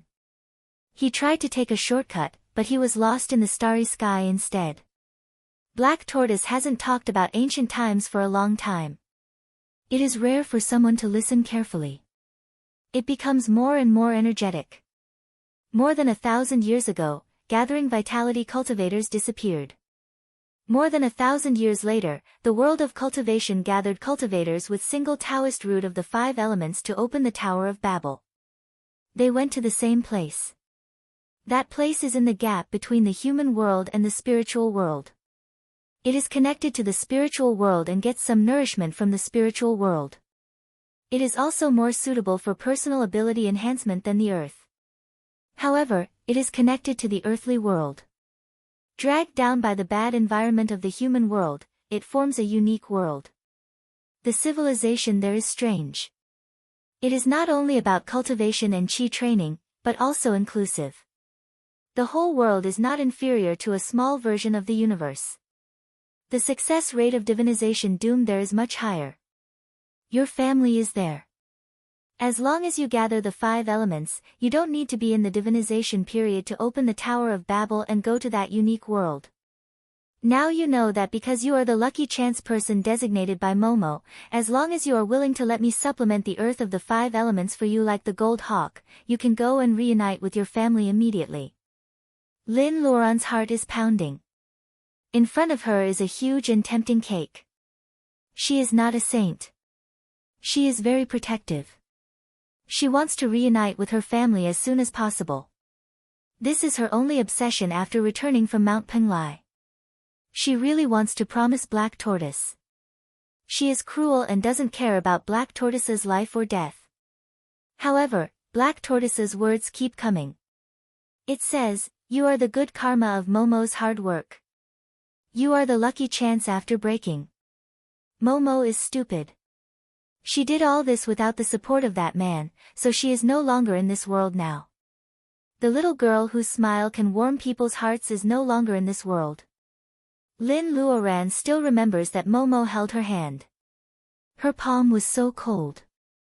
Although she was smiling, she seemed to be sad. She once saw Momo practicing calligraphy in the Book of Great Truths. She repeatedly described the boredom of a character. She practiced secretly until she was backfired.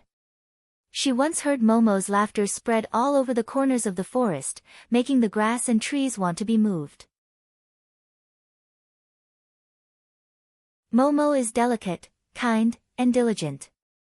Some of the most important good qualities of a human are reflected in her. However, such a beautiful and flawless little girl, as Black Tortoise said, is no longer in this world because of her stupidity. The word Momo means tiny.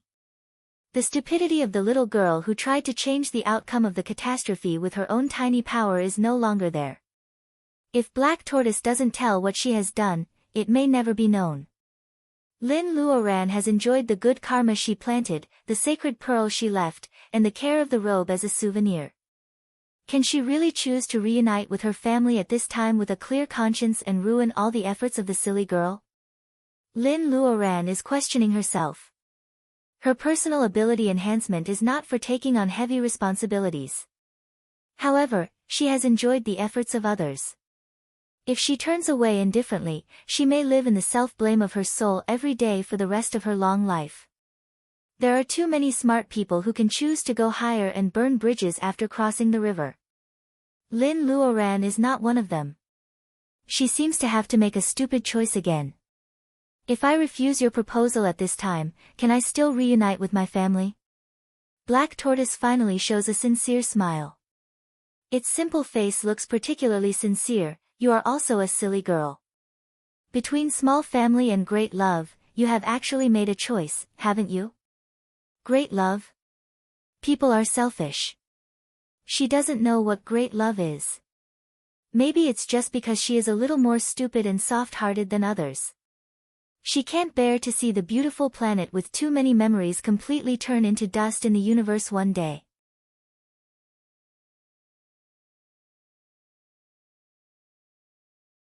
Chapter 537. Small family or great love, you have actually made a choice, haven't you? Lin Luoran chews on Black Tortoise's words repeatedly. In fact, whether she chooses small family or great love, she will have regrets. The only thing she can do is to give up the choice with less regrets. In this way, how can she hide her bitter smile?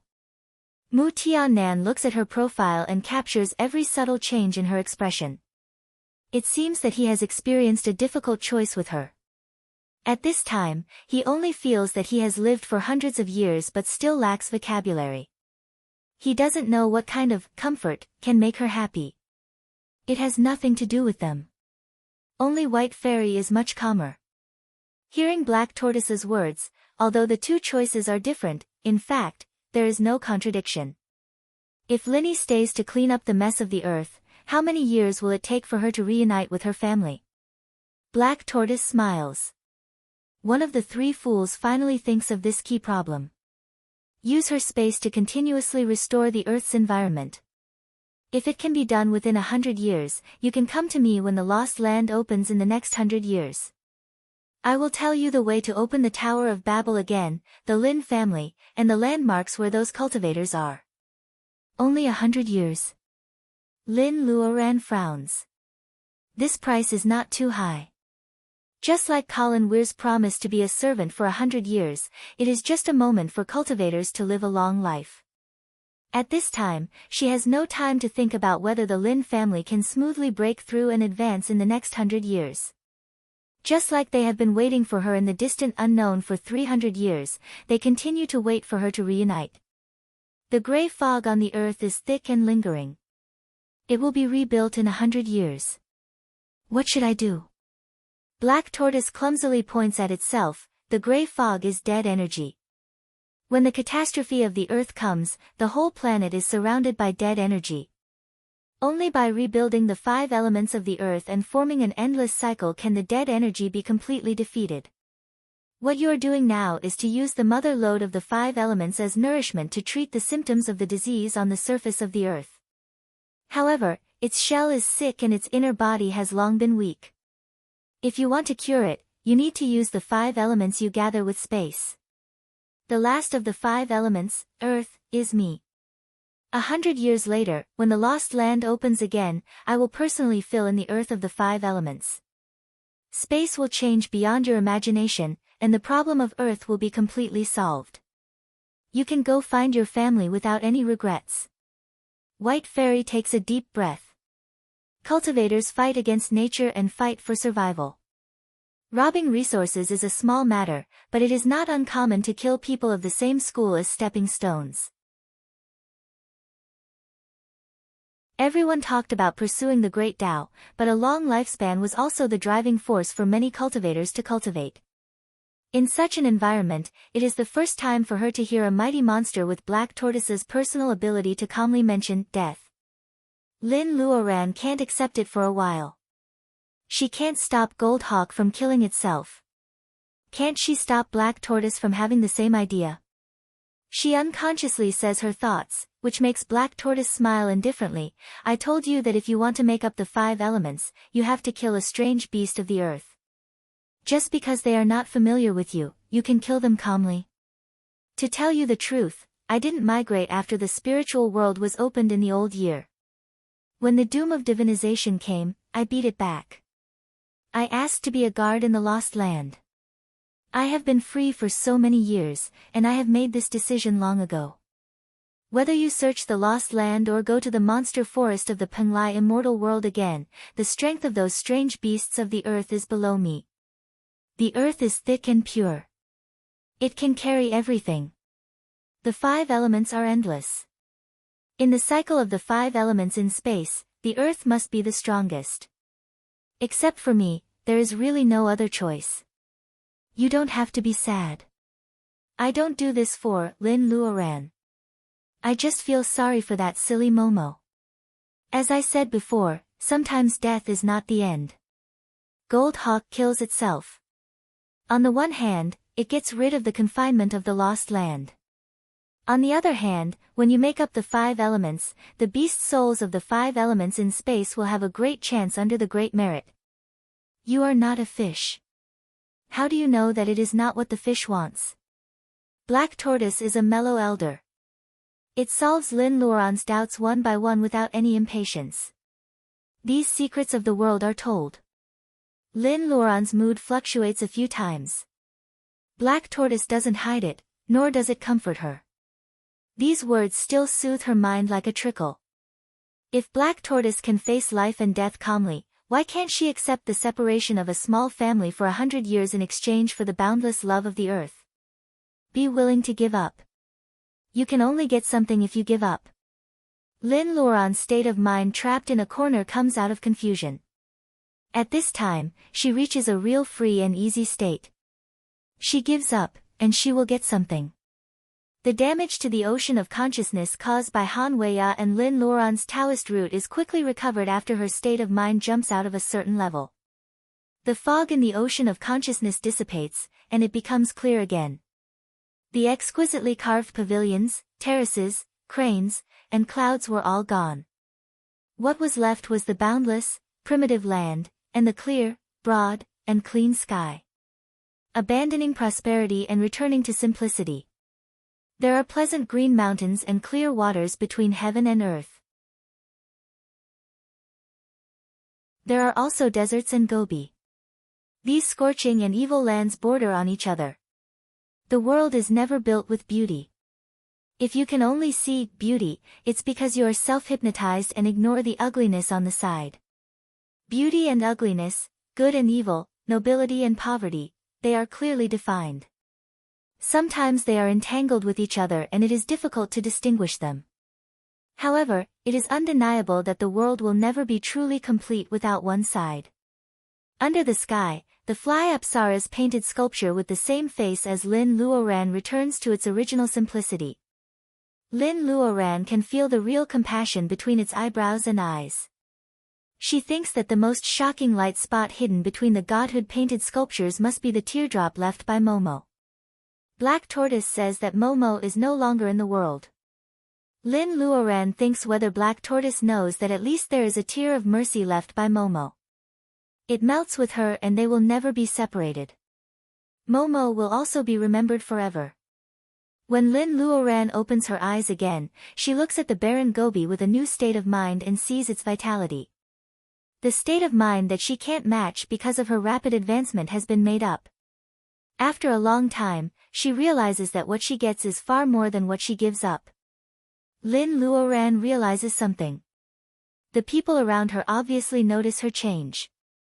Mu Tianan and White Fairy are naturally happy to see that she gets rid of the knot in her heart and makes progress because of it. Even Black Tortoise looks at her with relief. For a short moment, it seems to see the shadow of another little girl through her skin. Black Tortoise's relief is infected with sadness again. Naturally, it diverts its attention. Well, what do you want to do with this thing? Black Tortoise opens its mouth and spits out a ball of light. Baiji's primordial spirit is shivering in it. It originally says this to White Fairy. White Fairy is stunned. She lowers her head and thinks for a long time. Then she says, before you say this to Linny, I want to torture her primordial spirit with all kinds of torture. Only in this way can I relieve the hatred of losing my body and being separated from my lover. But you said that in the world, there must be gains and losses. In the past, he and I couldn't get rid of our obsession. We didn't want to abandon our school, but we also wanted to have the best of both worlds. We could break through his grandmaster's opposition and be together. After a long time, we still tasted the bitter fruit because of our greed. If I have to choose between dealing with Baiji's primordial spirit and giving up, I am willing to exchange it for an answer. Baiji is overjoyed when she hears this, but Black Tortoise understands. You want to ask, did Yi Zhao successfully pass the heavenly tribulation? White Fairy nods. She can die if she hears the truth in the morning. She is too greedy, but she can't catch anything in the end. Yi Zhao is cold-hearted, but he has done a lot for her.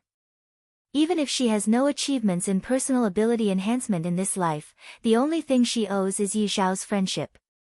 Since you are willing to give up and exchange an answer, isn't it too unreasonable not to tell you the truth? Black Tortoise's tone is more or less appreciative. It no longer only cares about Lin Luoran and doesn't take White Fairy seriously. At that time, his divinization doom came so suddenly that even I was alarmed. You can imagine how bad the situation was. The famous Mr. Wuya in the world of cultivators is one of the few outstanding figures in the cultivation civilization. Under the covetous gaze of all the demons, he passed the divinity transformation stage tribulation that other cultivators could never pass. Little girl, with you, it is not impossible for you to fly to the Spiritor's realm and reunite with him. He went through the divinization doom that other cultivators could never go through. White Fairy only hears this sentence repeatedly. As for Black Tortoise's encouragement after that, she subconsciously ignores it. When she turned to cultivate as a spirit, she knew that she probably had no fate with the Tao in this life. She hid under the bottomless abyss and was motivated to gather remnant souls because of the Soul Stone. She hoped that one day she could find the real murderer who plotted against her and know whether he had successfully gone to a higher world of personal ability enhancement. Two persistents almost get the answer on the same day. Her enemy has a very bad ending, but her lover still has a bright future. For her, this is the best reward for 1,000 years of persistence. White Fairy feels that at this moment, she should have no worries. She is gratified, but she doesn't know what to ask for in the following time. Lin Luoran notices that Black Tortoise left some leeway in its words. Do you mean that White Fairy still has a chance to fly to the spiritual world? Lin Luoran is not knowledgeable and she doesn't know where White Fairy's way out is in this situation. Will there be heaven's doom for a spirit body to take her to the spiritual world? Black Tortoise laughs. Before the catastrophe, there was still a way out for those who cultivated as a spirit body. At that time, there was no spiritual world. What she had to go through was the great heaven's doom. If she succeeded, she would be a spirit immortal. Now, the world of divinization only targets cultivators and monsters. The world of immortals collapsed, and there is a spiritual world between the new world of immortals and the mortal world. She is in the mortal world, but she can't wait for the great heaven's doom. Lin Luoran is a little confused, but White Fairy doesn't feel disappointed because she has no hope. Linny, you don't have to worry about me. I have expected this result. If there was a way out for cultivating as a spirit body, Baiji's primordial spirit didn't have to attack Lin Luoran. Black Tortoise smiles faintly. Do you really see through it? White Fairy nods. What can she do if she doesn't see through it? Some things can't be changed by people's will, and they can't be forced. Oh, since you have seen through it, I don't have to waste my breath. Black Tortoise's tone is very provocative. Probably because they are in the same boat, Mu Tiannan can't help but want to help White Fairy. Senior Cultivator, if you have a way, please say it clearly. We all owe you a favor. Black Tortoise sneers. What's the use of you owing me a favor? If it were Master Mu 300 years ago, he would definitely be furious at such contemptuous words. After so much, he has changed a little bit of his reckless temperament. Hearing Black Tortoise's contempt, he still looks calm. Mice have their own ways, and insects have their own ways. Senior Cultivator has a high personal ability. If there are some trivial things that you can't do by yourself, I am willing to do my best to serve you. Black Tortoise snorts. Your words are better than singing. But after all, it changes its opinion of Mu Tiannan a little bit. At first, it thought he was thoughtful. However, after getting along with him for a few days, it finds that this half-monster and half-demon, who is obsessed with Lin Luoran, is actually not feminine. On the contrary, it appreciates him a little. Black Tortoise glances at Lin Luoran and says lightly, you have to remember your promise. It completely ignores Mu Tiannan. However, the three of them all know that Black Tortoise has actually agreed with Mu Tiannan. Didn't you put her body in space? Lin Luoran nods. When she left the mausoleum in a hurry, she didn't want to leave White Fairy's body alone there, so she did take it out. Hearing Black Tortoise's words, she moves the crystal palace out of space. The desolation of the Gobi makes this coffin look like a crystal. In fact, it is a warm ice jade that Mr. Wu Ye went to the northernmost land and painstakingly found. It can protect the body for 10,000 years. White Fairy's body seems to be asleep. Under the scorching sun of the Gobi, her corpse's cheeks are redder and her lips are red. Well, isn't this the solution? Black Tortoise points at the crystal coffin. Lin Luoran thinks about it. You mean, let White Fairy still use her original body? Is this okay? Her body looks intact, but it doesn't seem to be alive. Lin Luoran feels that Black Tortoise's proposal is so incredible that she has never heard of it. Unexpectedly, Black Tortoise nods affirmatively, of course. Her physical condition is special. Her primordial spirit was shattered by the snake monster, but the gathering vitality in her body was still there. Therefore, her school sister could directly possess her body after taking the snake fruit. Coincidentally, after her school sister's plot was exposed, the cultivator surnamed Yi chose to extract her soul. It was similar to what the snake monster did at the beginning. Both of them only hurt the primordial spirit living in the body, and the gathering vitality in the body was completely preserved. Of course, once ordinary cultivators lose their primordial spirit, although the gathering vitality has meta, it doesn't have the consciousness to continue to protect the body. Over time, the body will slowly die and die. There are many treasures in the world of cultivation that can preserve the body. The most famous one is the Green Mountains Jade. It not only has a miraculous effect on making elixirs but also can consolidate the soul.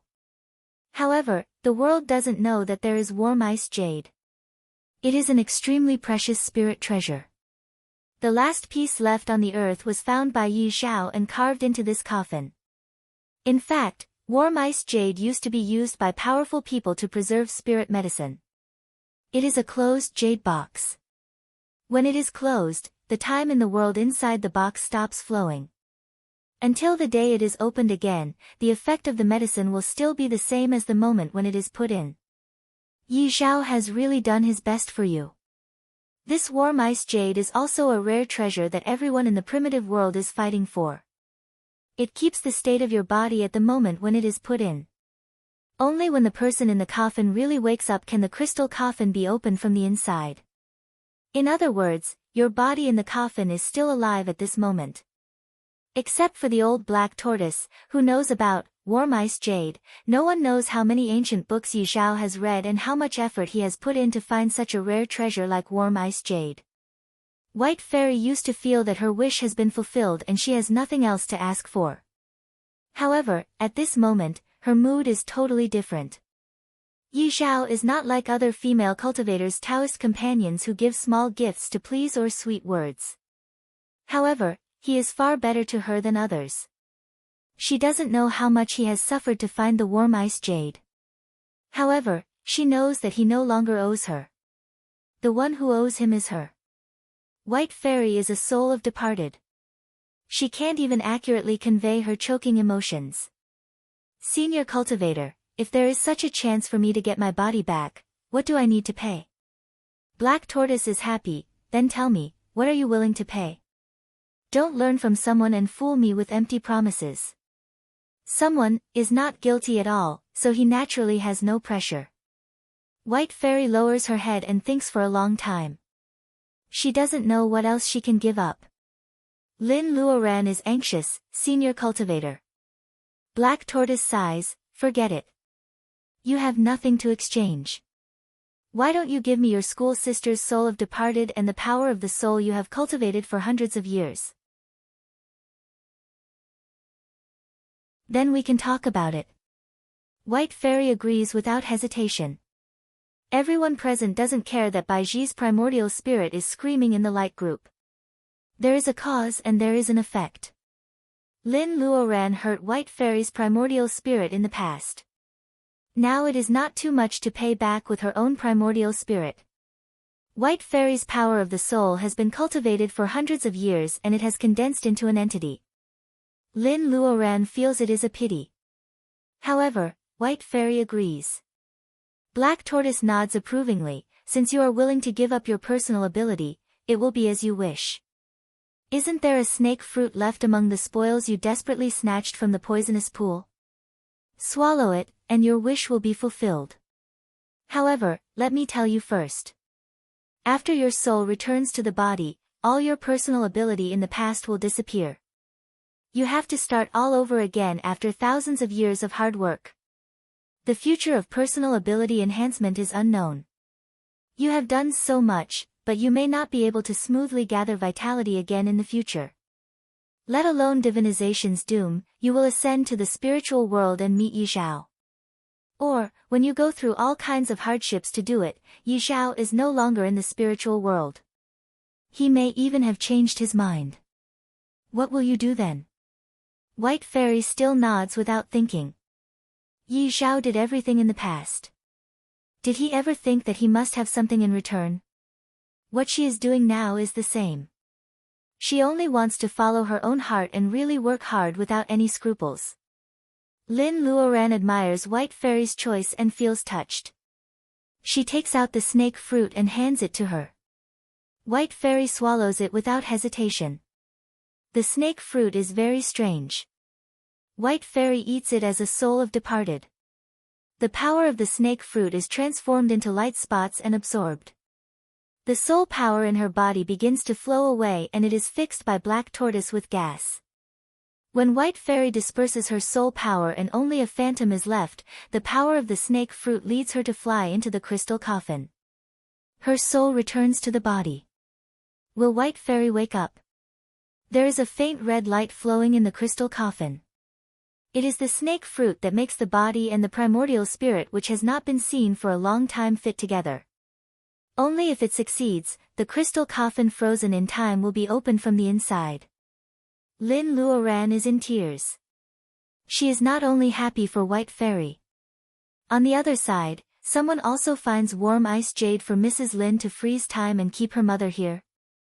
Black Tortoise suddenly asks Mu Tianan in a voice transmission, you know that there is no light ahead. Are you still persistent? You're tuning in to the Blissful Bookshelf YouTube channel. We're so grateful for your support and don't forget to subscribe to join us on this incredible journey through captivating stories. Your generosity through donations truly makes a world of difference, as it's the primary source of revenue that allows me to expand and enhance this channel for you. Thank you from the bottom of my heart for being a part of this adventure.